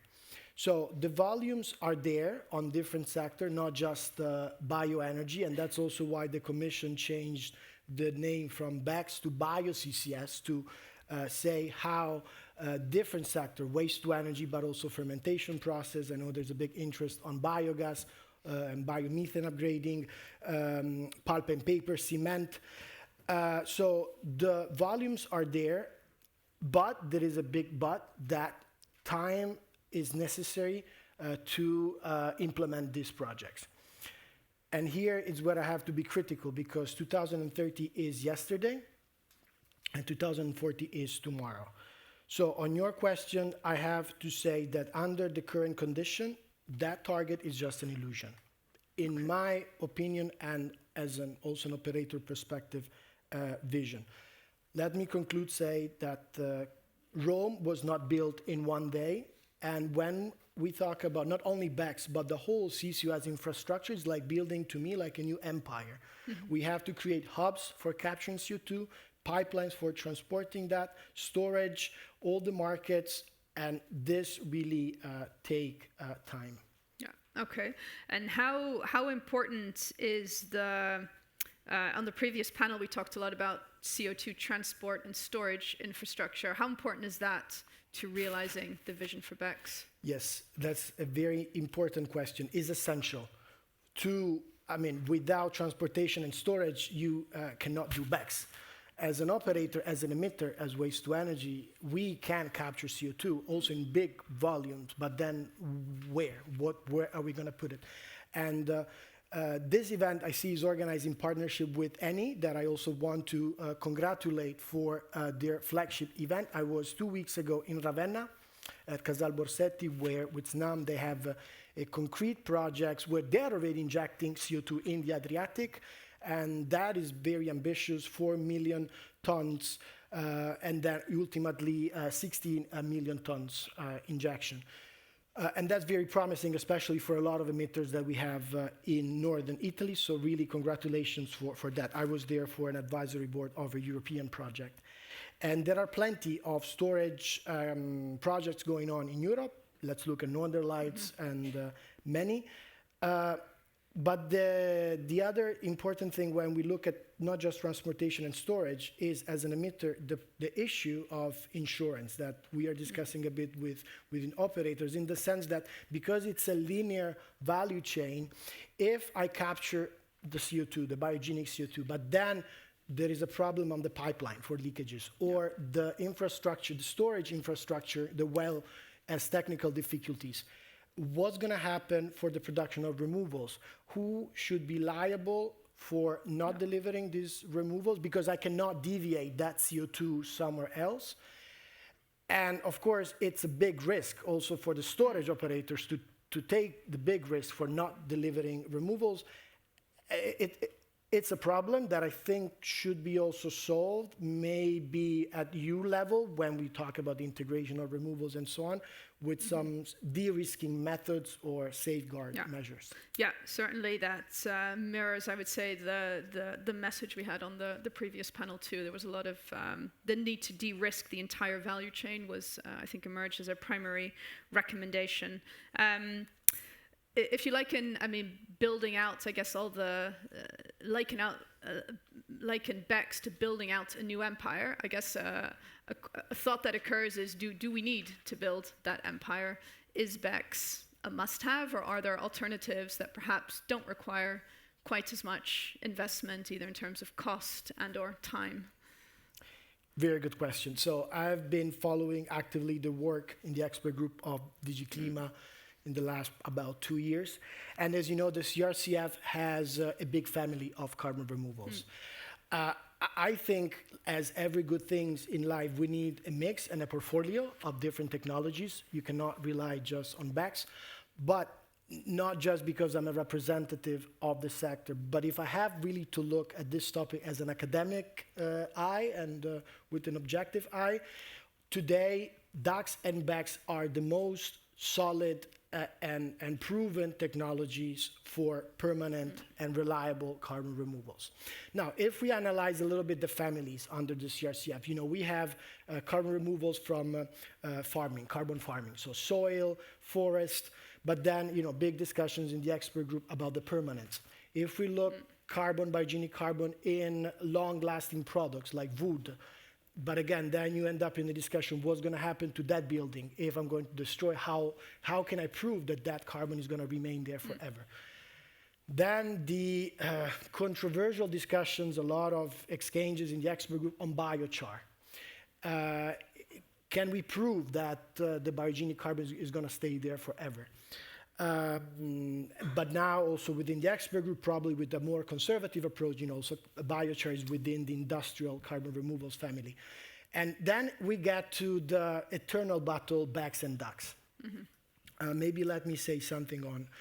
I think that also DACS are necessary, but again, objectively speaking, let's look at the reality. If we try to capture CO2 from atmospheric air, the concentration is 0.04%, and that's why DACS are so expensive. We have a lot of sectors, bioenergy sectors in Europe where the concentration is much higher, 10%, 12% like usually as average in waste to energy, even higher. I know, for example, there are a lot of members in Eurogas that are looking into biogas upgrading and biomethane, which is something fantastic because if I'm a waste management guy, and I'm quite familiar with those plant, and anaerobic digestion is great because from waste, from organic residues, you can generate energy. And biogas is a mix of on average, 60% methane, 40% pure biogenic CO2. But today is vented because there is not market. In Italy, some of it is sold to San Pellegrino, Coca-Cola, but we can make plenty of fuzzy drinks with all this biogenic CO2 that we have. And what I'm trying to say is that there is a low-hanging fruit from point sources that have very high concentrations of CO2. And that's where, in my opinion, the attention should be if we talk about bio-CCS, which, so yes, is a winner. I think so. Okay. And then if we think about what's decisive for that business case, so a lot of people will say the plan to include removals into the EU ETS going forward, so we'll have a proposal on that middle of next year if all goes well. I guess briefly, how do you see that? Is that indeed, is that what's going to make the difference to that business case? Absolutely. So the inclusion of removals in the ETS, it's fundamental for two reasons. First of all, we need a business case. So we need to look beyond beyond voluntary markets. We need compliance market. But also mathematically speaking, you need to include removals in the ETS because the cap of the ETS by 2039 is going to go to zero. But we are still going to have residual emissions that you need to compensate. And so for also the survival of the European industry and to stay to the commitments that we have to the targets, you have to include negative emissions. You need to blend to make this interaction with ETS. But you have also to do it right. And some consideration, for example, that I have is, first of all, the pricing, because I think, well, also as a BECCS community, that BECCS should have a higher price than allowances, also to stimulate the market. But then how you can do it? For example, you can fill in the gaps between the higher price that BECCS have with carbon contract for difference, or I'm thinking maybe establishing a different currency. So for instance, with one CDR, you can offset more than one allowance, but then it depends how. And so the integration, it's complex. What I'm saying is that a CDR is a high value product that you generate, and it should keep a high value also in the ETS. And then also, what are we going to include? Net removals, gross removals. On the other hand, I'm glad that the Commission recently proposed a short-term purchasing program, so Buyers Club, maybe using some money from the Innovation Fund to start buying some removals and stimulate demand and supply. Because the problem that we have in Brussels is that we're all waiting for this big impact assessment that will be released July 2026. But then, you know how things in Brussels then has to go in co-decision, Parliament, Council. So I don't know when we will see something maybe concrete, 2029, 2030. We will also hear Fabian later. But until we don't have security of investment, operators are not going to press play to reach FID. Yeah, yeah. And I can tell you an anecdote, or I can keep it also for later, on a concrete business plan. I'd say keep it, because we can bring on the other panelists. Maybe to wrap up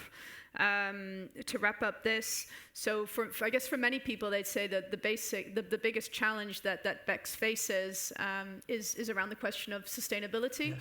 Yes. The Commission's work programs suggest there will be a revision of the Renewable Energy Directive, which could revisit sustainability criteria for biomass. We have these certification methodologies being developed. There too, some are already saying, they're not stringent enough. There's a discussion over removals versus reductions. Is there a risk that ultimately we're going to be doing removals and we should be doing reductions? So I guess as a final question to you, what's your view on that sustainability debate and where we're, how good are we at the moment? And what for you is the greatest challenge that BECCS faces?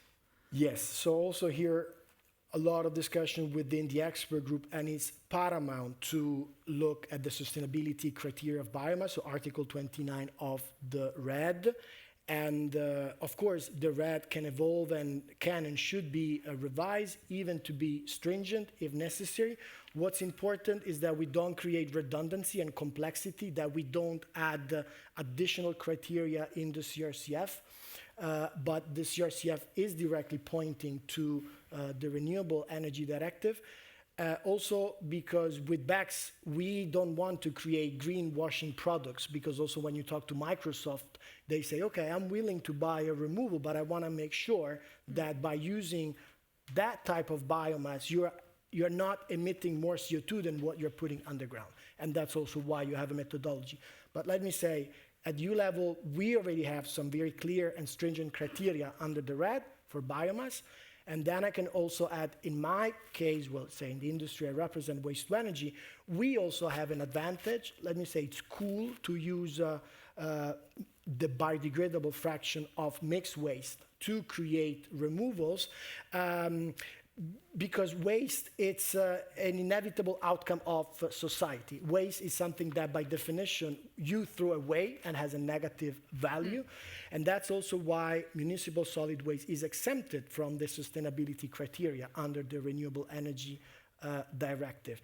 Because again, we don't have to comply with the land use, crop harvesting, and so on. Because again, those emissions already occur somewhere else. Our purpose as waste manager, maybe I can continue in the next panel, is to treat waste as a service to society.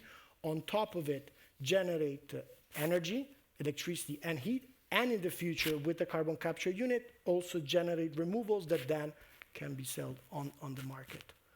Okay, so it makes, for the waste to energy sector, it makes a very nice, a very attractive business case with the right framework and incentives in place. Yep. Thank you very much. Yep. A round of applause for Fabio. Thank you. Thank you. So you can stay seated. I'd like to invite up the other panelists for this second and final panel. So Caroline, Fabian, and Fabiola. We've got a lot of We're all Fabios here. Yeah, we've all got Fabios, Fabians, Fabiolas. You know. Yeah, you can. Nice to meet you, Caroline. So I'll give you just, I guess, a brief intro. I realize we're running a couple of minutes late, so I'll be brief. Let's start in the end. Caroline Brown, Director of Sales and New Business at A New Climate, so working on taking forward LNG as a renewable fuel. Previously worked on green gases at Landwärme. Prior to that, also worked in the gas industry more broadly. Then Fabio, you've already met. Fabian, next to him. As you heard, they're in the same expert working group. So Fabian is a policy officer at the European Commission, has been working on climate policy for more than a decade, and is basically currently taking a lead on carbon removals and industrial carbon management as the overarching policy framework for that. And finally, Fabiola De Simone joins us from Carbon Market Watch. She is the carbon removal expert there, someone who also has a long experience in EU and international climate and energy policy, and is therefore actively involved now in working on for example, the CRCF, the certification methodologies, and also looking at how removals sit vis-a-vis reductions, how they might be integrated into ETS, etc. So what we wanted to do here was talk about, is Europe ready for a carbon negative future? We've got one poll question to kick us off. This is a Mentimeter question, so that means for once you are encouraged to get your phones out. I realize many of you have put them away, which is good. So the question we wanted to put to you can see the QR code there, or go to the menti.com site and enter the code, is with the right, question, it's a statement rather, with the right regulatory framework, yes, we can deliver the negative emissions we need to reach our climate and energy targets in 2040, but you can think through extension 2050, etc. And you should have options there, ranging from I strongly agree to I strongly disagree, and everything in the middle. And maybe to add that by right regulatory framework, we're thinking about robust certification methodologies and inclusion in the EU ETS. And in terms of what negative emissions are needed, the industrial carbon management strategy suggests we'll need to balance out around 400 million tons of CO2 equivalent residual emissions in 2050. So that gives you a sense of the scale that ultimately would be required. So let's see how it's coming up. We've got disagree and agree, more so than strongly disagree or strongly agree. Few neutral, which is nice or interesting to see. I'd say, is there anyone who wants to give explain how they voted the way they have? Maybe someone who agrees, someone who disagrees. If not, I'm going to go to the panel with the question over. I guess the question embedded in the statement: are we on track to the right regulatory framework? Is there anyone outside of the panel who wants to give a quick explanation? I don't think so. So as for the previous panel, we'll take it open for questions once we get going, so you will have an opportunity to come back if you wish. If not, then I think I'd come to the panel, and maybe Fabian, as the Commission representative, start with you. With a view on the outcome of that, the agree versus disagree. And obviously, I imagine you're going to tell me we are on track to the right regulatory framework. So maybe give us a sense of what that framework looks like, what for you is the right framework, and how far are we towards reaching that endpoint. Yeah. Thank you very much. It's really a pleasure to be here with you today and to discuss this very timely topic of going towards climate neutrality and beyond, and the role of carbon removal on that. Why very timely? Because as you probably discussed that today in a previous discussion, yesterday there was an important discussion till late in the night on with member states agreeing for 2040 climate targets. And this is an ambitious target. This is 90%. With some flexibility in the target. We know that international credit for the first time will have a role in climate policies. So we have the long-term objective. We know now we have a clear, well, it's only an agreement among the member states. We still have the discussion at the level of the European Parliament that they need to vote on that, and they need to, the two institutions need to agree together. But yeah, I'm quite optimistic that we will land in something that is not very far away from what the member state agreed last night. So what does it mean for the carbon removal industry? It means that we have a very ambitious objective where carbon removal will be needed, will not have choices.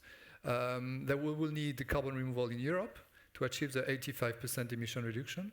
And we also have the question of this international credit, what kind of credit there will be to achieve this target, and the potential role also of carbon removals on this credit. So this is a very interesting discussion that is waiting for us in the future on these aspects. At the level of the European Union and the framework that is currently in place, so we have this long-term objective.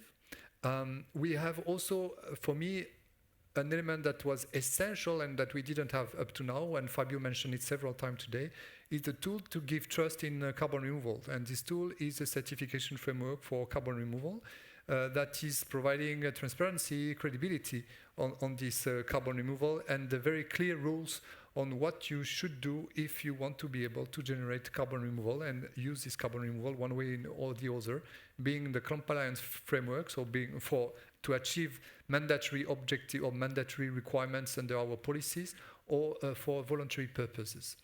So of course, a lot of discussion on that. Maybe Fabiola will have slightly different views on mine, and this is very normal, and same for Fabio. But at least we have something, and we can start with that instrument to develop the policies that we need for carbon removals. And this is the next step. Now that we have this regulation, we need to look at how to develop the market, how to develop the demand. I'm sure something else that you discussed a lot today is the infrastructure, because capturing the CO2 is very nice, but you need to transport the CO2 somewhere, and you need to store it, and you need the infrastructure for that. And without this infrastructure, there is simply no business cases for carbon removal. So this is the second element. And the third element is innovation. We should continue to strongly support innovation for carbon removals, innovation for bio-CCS, for BECCS or bio-CCS, so biogenic emissions, and innovation in other sectors. Innovation to reduce the cost, innovations to better understand how to quantify some type of carbon removals. Fabio mentioned biochar, the discussion we had. I think now we have a very solid and robust approach for the quantification of removals with biochar, but there are also the methodology and work weathering, etc., etc. So these, for me, are the key elements. Some are already in place, CSCF, the long-term objectives. Some that we see very good development through the NZR and other legislation for the infrastructure, but we still need to make some effort at European level, at member state level, to develop this infrastructure. And we really need now to work seriously on developing the demand for these carbon removals. The demand from, again, our own mandatory or compliance policy, however you call it, and also making business case or finding a way to recognize the people that want to invest in carbon removal on a voluntary basis, and to reward them for that. Maybe one follow-up, the methodologies that are being developed. So so we have the regulation, those methodologies, when are they going to be ready? And maybe if we take bio-CCS, I imagine is of particular interest here. When does that become legislation? Almost tomorrow, meaning that we have now, after 2 years of discussions, we have a final text that will be discussed under the expert group for carbon removal next Monday, so the 10th of November. This is something that is, you can follow it live on stream on the web, on internet. And the objective is to have an adoption of this proposal by December, so December this year. And there is some technicalities. There is a scrutiny period to give time to the Parliament and the Council to look at it and to say if they are unhappy about it. But otherwise, early next year, we should have everything in place to start the process. First, to recognize the schemes that will help us to do this certification process that we call the certification schemes under this framework, those that are going to do the certification itself based on the methodologies that we have developed together in the context of the expert group. So hopefully next year, at a certain point, the first project applying for the certification, we'll see the first project applying for the certification for permanent removal being BECCS, BECCS or biochar. Okay, thank you very much. Caroline, let's come to you. Yeah, so happy to be here. Thank you very much for the invitation. So looking at the results of this poll, we have talked about the starting question for this panel, and I've had time to think about it for 2 days. And this is basically how I feel about it, like this whole disagree, agree, because I think technically everything is possible given the right regulatory framework. So the question is, do we have the right regulatory framework, and maybe to not set expectations just that high, are we on a good path to that? And I think we are on a good path to that. I still, at this point, am doubtful if we're going to be quick enough, given current developments within Europe and also globally, to really reach these targets by 2040, but I'm very open to being positively surprised. And then maybe to bring this into more of a context of what we're doing, or give a longer answer. Climate is a global biomethane trading company. So we are looking at bio-CCS from the perspective of carbon capture in biogas upgrading processes, which is a really nice lens, I would say, at this point to look at this through, because in various ways it can serve sort of as a pilot. The projects are not that big compared to other waste-to-energy projects, for example. So it's actually feasible to realize them in a comparatively short time frame with comparatively low effort when it comes to permitting and so on. And it is also, without this development of the entire CCS value chain, already manageable to store or use that CO2. So we've done this, looked at it, experienced it, and in addition, the Renewable Energy Directive also has an option to account for carbon capture in biogas upgrading processes on the biomethane CI score. So there, one could argue, is even a compliance market for this specific application already. So we've been able to look at all of that conjointly. We've seen plants develop carbon capture at their biogas upgrading plants based on the Renewable Energy Directive and the technical feasibility of these projects. So we see that this works. The right regulatory framework results in actual removed CO2. We have also seen some of the challenges around this, which specific to the RED implementation, for example, is a very narrow focus when it comes to looking at specific technologies. So, for example, there the CCS component references the CCS directive, which it usually does. But for biogenic CO2, ex situ mineralization would be a much better size match. And that method, even though it is permanent and I would argue not worse than CCS, doesn't work in this regulatory framework just because we are technologically narrow. And that, I would say, is also something we as NU Climate would like to see more, sort of a broader openness towards the entire spectrum of carbon removal solutions. Because we are engaged as a global company also in nature-based solutions projects and other bio-CCS projects, and we think all of them in Europe are in need of demand signals, not just the permanent side, which we are seeing a lot of focus on at the moment, which is warranted, but also look at the rest. Would you be able to, I guess, pick a technology that you think has the greatest potential, or would your answer be it depends? So if I had to choose one, I would probably go with bio-CCS. I would still say that I don't think we can get anywhere near the 2040 targets and also the amount of removals that we need to generate without looking at a whole portfolio of solutions. Yeah. So I think singling out one winner technology is not helpful. Okay, thank you. Fabiola, Carbon Market Watch's perspective, where are we at with carbon removals, and how, I mean, the word watch is in the name of the organization. How confident are you that we are indeed on the right track with these methodologies to ultimately delivering a climate solution that makes sense on all levels? Thank you so much, Sonia. Thank you for having me today.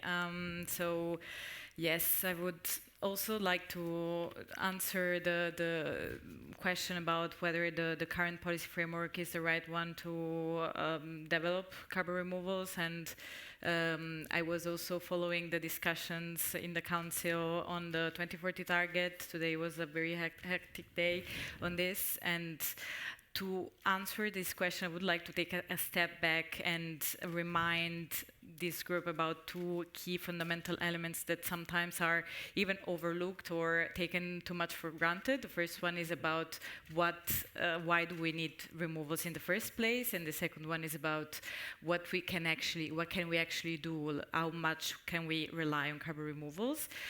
So about why do we need removals in the first place, we just need to remember that we're not going anywhere without reducing our emissions. The science is pretty clear. We need fast, deep, and sustained emissions reduction. Carbon removals cannot replace emissions reduction, and should not come as a replacement, as a substitute to emissions reduction. So we really need to be careful about that. Very often carbon removals are used as a solution for countries and companies to comply with their emissions reduction targets, but we need to make sure that instead carbon removals come on top, come as a supplement. And because the science says that in the short term, they can be used to mitigate climate change and lower net emissions reduction, but then they will mainly be needed for compensating residual emissions, those truly residual emissions, to get to net zero and then to get to net negative, so that we actually are able to lower the CO2 concentration in the atmosphere. Unfortunately, the current policy framework, I think, is not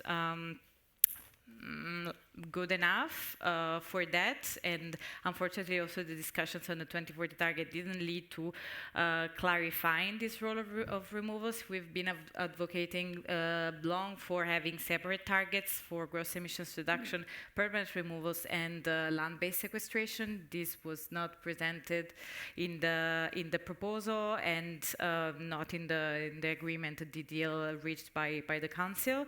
We think that a separate target, in this case we're talking about permanent removals, would be the right signal for the industry, but also good to develop removals in addition to emissions reduction, and to make sure they don't come at the expenses of emissions reduction. Maybe we can do that next year in the implementation package, let's see.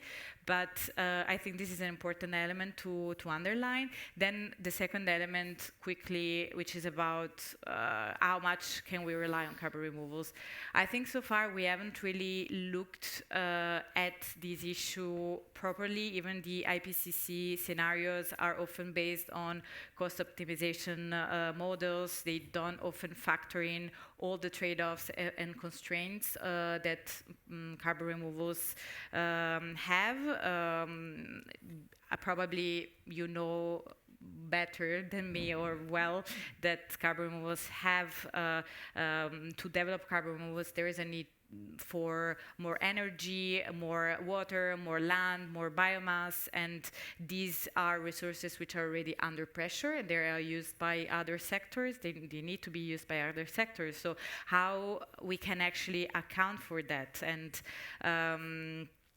right now we're just assuming, okay, we will need that amount of removals because this is the amount we will need to compensate to those residual emissions, but maybe we need to apply a supply-driven approach, what we can actually deliver, and then maybe we need to be more ambitious on reducing emissions. And on the CRCF methodologies, we think there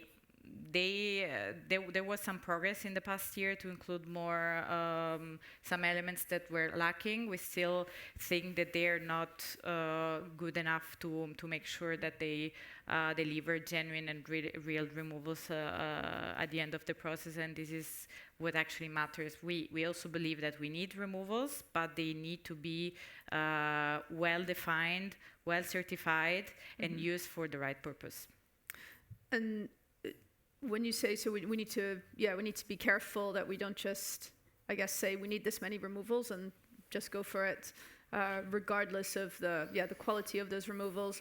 But the kinds of issues you mention, I guess on the one hand, it's issues like permanence has been, I understand, discussed a lot, but broader issues around sustainability, like biodiversity, equity, would you say these are not sufficiently addressed, and where would they be addressed? Would that be ideally part of the certification methodologies, or are there other avenues to, I guess, bring in these issues so that ultimately, you can be confident that a removal, makes sense for? This should be certainly part of the certification methodologies, and there are still some concerns there that the RED, for example, sustainability criteria, as also stated by the European Scientific Advisory Board on Climate Change earlier this year, might not be enough to ensure sustainability. But then again, we really need to assess. I guess we need to have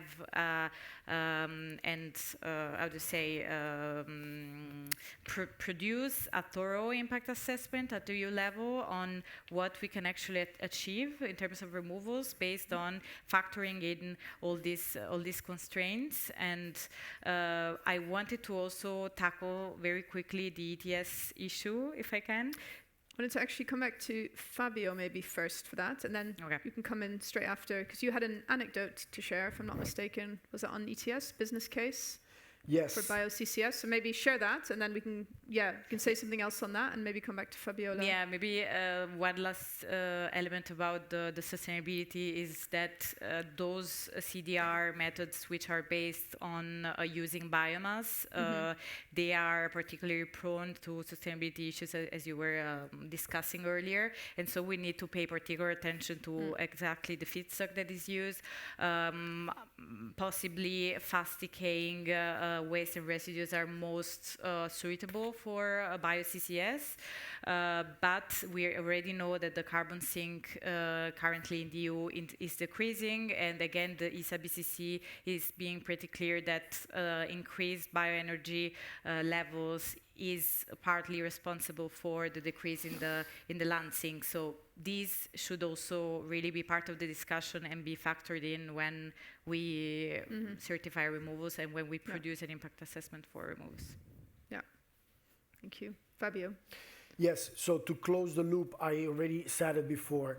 Is it possible? Theoretically, yes, there are a lot of biogenic out there, and we have to be ambitious. Practically speaking, I don't think no, under the current conditions, because there are a lot of uncertainties. And as I said before, even if tomorrow we will have the perfect framework, the perfect market, it's not that the projects can be realized over time. This is a strong point I want to make. Like, according to our experience, it does take several years before you're going through. Once the picture is clear, then you have to do the design, the engineering, the construction. Don't underestimate the authorization, because this topic is also new to competent authorities. So that's why I'm cautious, and that's why I think it's very tight. But on the right regulatory framework, I agree with Fabian, and the Commission, I think, did a great job, because on the certification level, we are doing quite well. As Fabian said, by next year, we're going to have already the delegated act, hopefully, approved under the CRCF. But then the question is really how, okay, I made my certificate. How can I trade it? How can I go beyond the voluntary markets? I have a lot of operators coming saying, I can be ready in the next years with the carbon capture projects, but then what? And that is the difficult question. And that's where we still have a lot of uncertainties, right?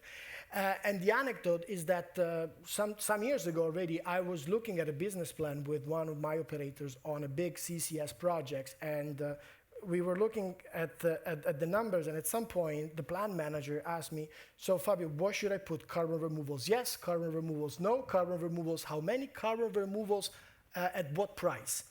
Without this essential information, okay, he told me we're not going to do carbon removals, we're going to do the plant manager removal, okay? Because who is going to be removed from the plant if the business place doesn't make sense? It's not carbon, it's gonna be the plant manager because the business case is going to collapse.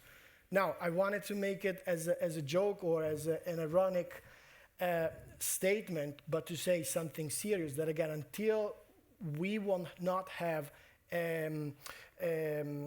clarity for having security of investment, there will be a lot of projects on hold to press play to reach FID. And I can also give you the contribution to our last Congress in Dansk. You've been with us in Berlin in 2023. This year we had in Poland the gathering of the waste to energy community in Europe. I had the pleasure to chair the session on CCUS, and I structured a lot on removals. I threw a poll at the beginning of the session to the audience, mainly populated by waste to energy operators, and I asked, are you a CCUS believer? Not just on removals, in general. Are you a CCUS believer? Do you think carbon capture will play a role in waste to energy? And the majority, to give you a number, the majority, 44%, said it's too early to say. And we have a lot of projects going on. We are quite active, but this also to give you a feeling on how a lot of operators are exiting before, again, pressing play. I know, and my sensation is that once we will have clarity on a financial perspective, we will have a boom of projects, but then it might be late to arrive on time on 2040. Yeah. Maybe. Would you or do you think we need a separate carbon removal compliance scheme of sorts, like Fabiola suggested, in addition to ETS integration? Again, on the integration on the ETS, I still have probably more questions than answers. I think it could be, and we have to keep the integrity of the ETS. We don't want to dilute the function of the ETS, and also, as Fabiola was saying, mixing reduction with removals, we have to be careful.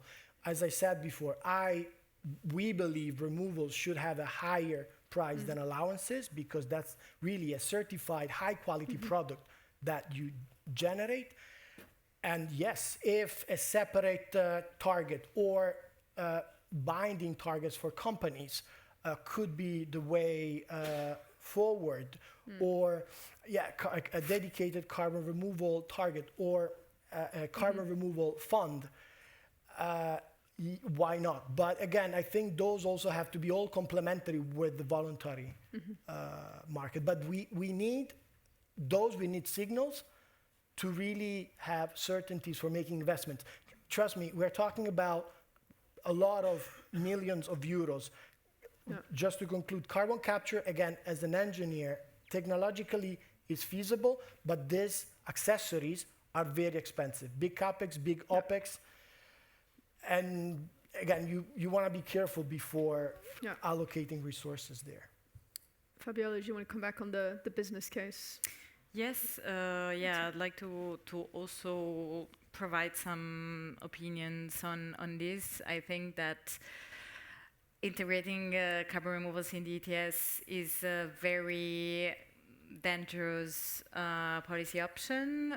Carbon Market Watch actually really is against this policy option, and we think there are better ways to incentivize carbon removals. The first reason why we don't think it's a good idea is indeed the risk to undermine the functioning of the system. Unfortunately, as also seen now in the discussion on the climate law, this integration is seen as a way to be able to reach emissions reduction targets, so as a flexibility mechanism. And if you look at the responses to the public consultation on the ETS review, you can visibly check and see that many stakeholders, even the majority, want integration even without those removals being certified by the CRCF, so basically doing in setting, and so really as a way to help them meet their emissions reduction obligation. So we really need to avoid that. And also another problem is what Fabio, you were mentioning, is the price differential indeed. So even if currently the prices for permanent removals, the price ranges are way higher than the ETS price. So even if we include those removals right now, there won't be no companies will buy those removal units. So that price differential will be needed to be bridged by a public intervention anyway. And so we believe it's better to focus on a separate system which can deliver and provide the right price signal to the removals industry without undermining the functioning of the ETS. Which is separate. And also bear in mind that there is no liquidity issue, at least until 2036 in the ETS. There will be enough allowances. And then for the residual emissions, we could maybe assess how carbon removals can help for that. But this is not the right tool to incentivize carbon removals. And so maybe other tools like a removals fund in the shorter term is also possible, but really as something separate from current emissions reduction policies. Okay. I'd like to see if there are any questions. Yes, I see one over there. David Veruna from CES. Actually, just to the point you have mentioned, Fabiola, regarding another mechanism for the removals. I mean, should I understand it that you would prefer, or the reason for that would be that the EU ETS price would be too low for the removal, so therefore it would not be appropriate, or would you expect that because there would be the removals, then there would be too many EUAs on the market and the price would drop? What of those two solutions or ideas? Yes, thank you. Let me just see if there are any other questions, because we don't want to carry on for too long. So if there are, then we can take them together.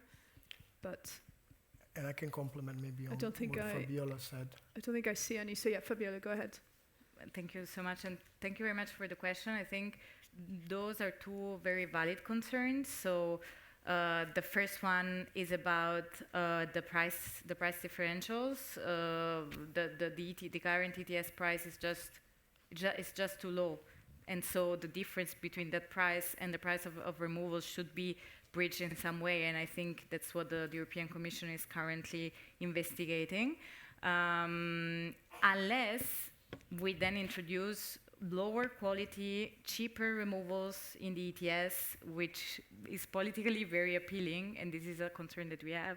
But then at the same time, there is also an issue of, especially linked to the possibility of other type of removals entering, and depending on how you design this integration and how you want to, whether you want to maintain the cap, whether you allow for increasing the cap, then this would actually really have an impact on EU ETS prices, because if you just include removals and you allow to increase the cap, then depending on the value and the cost of the removals that you enter, you can also have an impact on the price of the ETS. So yeah, it's both, goes both ways. Fabio? Yeah, I want to, if I may, very quickly to remain on this, because I think, at least for us, is the focal point. Again, the financing and the business model. To also recall what I said and Fabiola said, the price gap with the ETS price today and the price of BECCS. So ultimately, Sonia, I think the question is who pays and who should pay. And I'm sorry to say that at the end, as everything in life, it's a matter of the budget is always tight. And as a concrete example, I can bring up the recent results of the last call of the Innovation Fund on Monday. I think it was published. The Innovation Fund, it's a great tool at European level to fund decarbonization projects. If you look at the numbers, 259 projects applied, 61 only got funded. Of course, it's 2.9 billion, it's almost 3 billion euros. It's a lot, but it gives you an idea of how much. You can see the glass half full of half empty, in the sense that there is a lot of interest, a lot of actors that can compete, but there is not much money for everybody, and the success rate is 17%. So the glass half empty is, okay, where we can get all the fundings for all these projects on on decarbonizations, on carbon capture, and on BECCS. Question mark. Yeah. Okay. Yeah, I think it's a very valid point. A final call to see if there are any questions, and then I think I've got maybe one or two more for you, but then I'd propose that we wrap up since we're just after 5:30. I don't think I see any hands.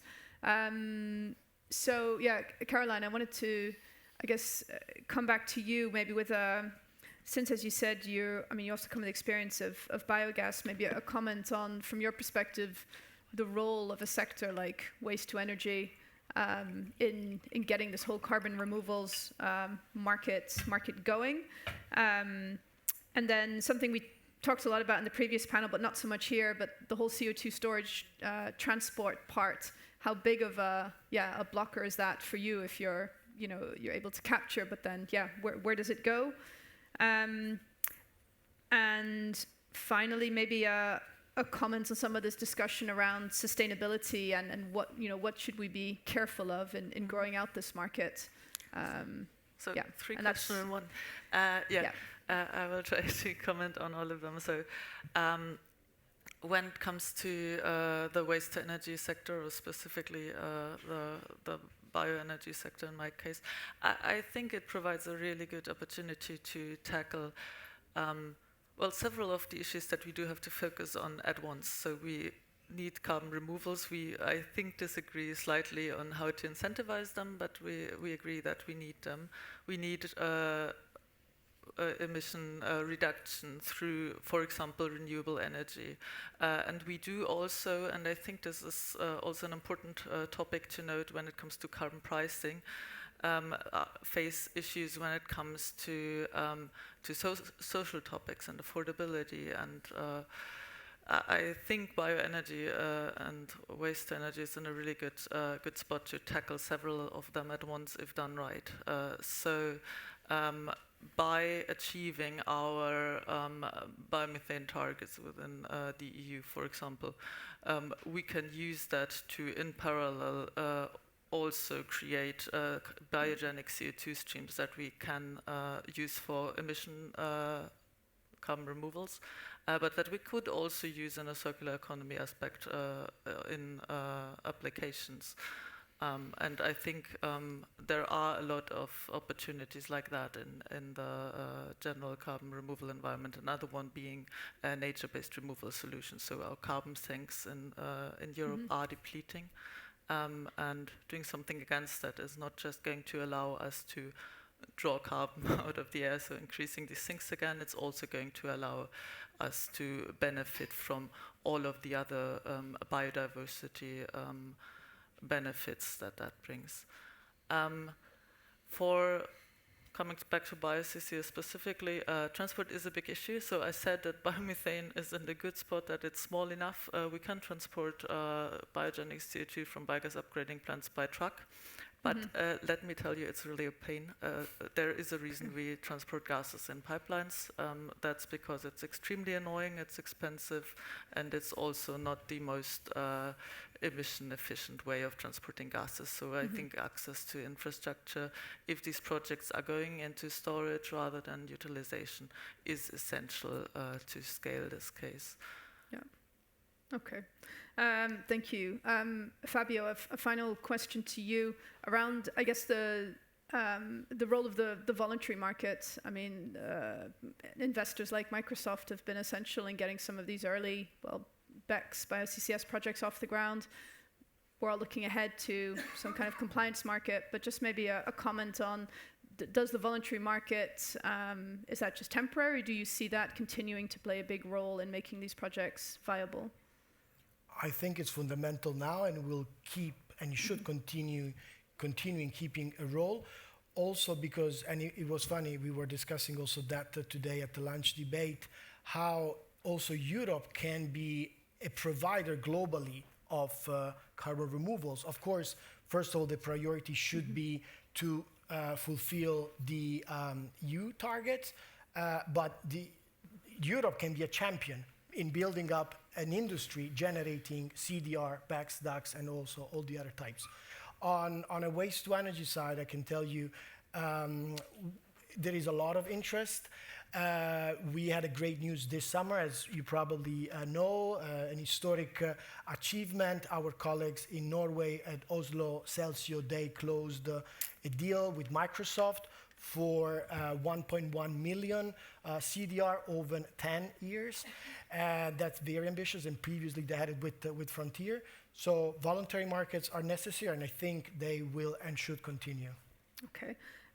Thank you. And then Fabiola, I don't know whether you can answer this, but do you have anything more of a, I guess, an international, global perspective? So, you know, Europe's very busy with all this. How important is, or to what extent does the future of carbon removal also, I guess, depend on what's happening in other jurisdictions? And how, I guess, how much of a leader is Europe? How progressive is Europe if we take a slightly broader view?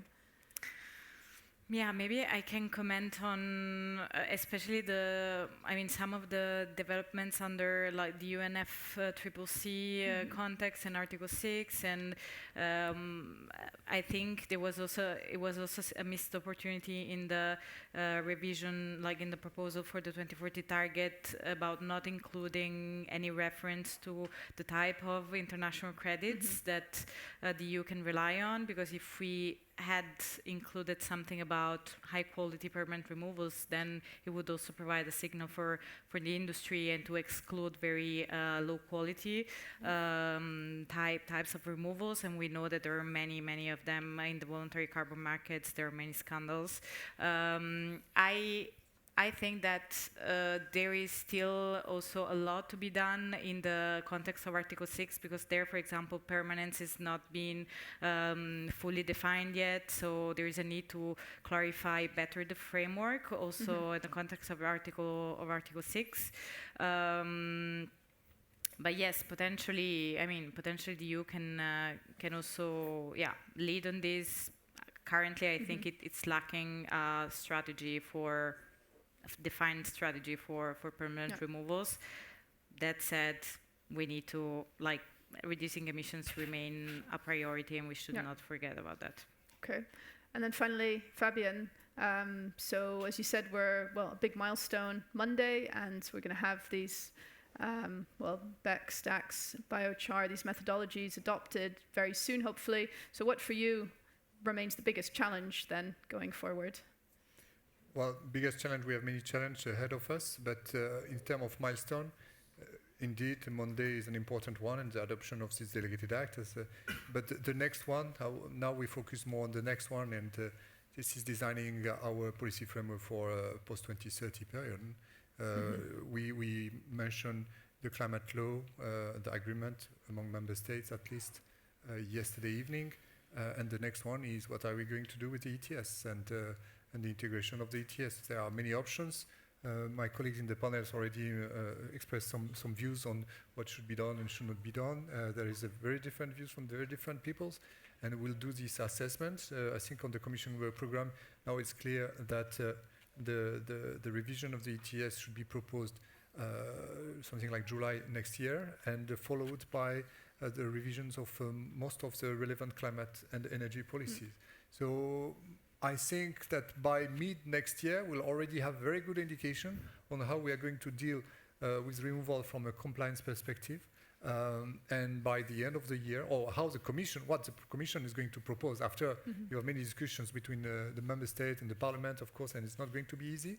And then it will be easier also for project developers to get an idea about their potential business cases and the timeline that they could expect for different possibilities to be rewarded on the generation of carbon removals. Okay, thank you very much. Lots of exciting developments to look out for. A big round of applause for our panel.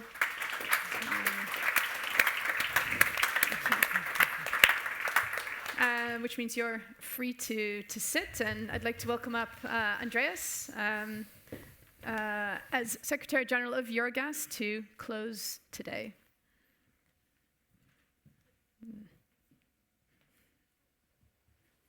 Well, thank you very much indeed, and I know that I'm the last speaker standing, preventing you from the network drinks, and we're running slightly late, so I'll be very, very brief. But we couldn't stop the conference without adequately thanking, especially you, Sonia, for again moderating the session so well, and all of the speakers for what I found personally a very interesting debate, and of course also the European Commission, DG Enna and DG Klima for your participation. A couple of points that struck me. I think there's general agreement indeed that we will very unlikely be able to meet our climate objectives without these technologies. We will need carbon capture, storage, utilization, carbon removals. Our objectives are so ambitious that we cannot afford to exclude those options. I think that is something that was a general agreement. And if I would have put up a word cloud, I think the two words or the two terms that I heard most about was de-risking and the financing gap. These seem to be the two key elements that are preventing or holding back FIDs today. At least that is something that I took away from also the presentation from the Florence School of Regulation. And in that sense, it's interesting to see the countries where those projects are actually advancing. And it's the countries where we have sorted out the question about closing the finance gap, where there's a focus on financial support to scale those projects. And it struck me that, in particular, in the context of the CCS debate, we seem to be, again, addressing the issue from the other way around. We are looking at how to regulate the market and then start to think about how to create that market. Now, that's, of course, a bit of a simplification and perhaps doesn't do justice to the work of the European Commission, because ultimately we will need both. But certainly what I take away, without addressing the question of financing, we will not get to our objectives. That much seems to be clear. But of course, the question of financing ultimately is also in the hands of member states. And I promised to be brief, so I think I'll leave it with these remarks on the main points. But I also have to thank our sponsor, ENI. And it's always interesting to see that despite the challenging framework in terms of financing and regulatory conditions, it's good to see that some of those projects, including also from Holcim we've heard today, some of those projects are developing and developing in Europe. So that is certainly encouraging. And we as Eurogas will continue to work with policymakers, with regulators to help support that development of the legislative framework, the rules that we need to scale those projects.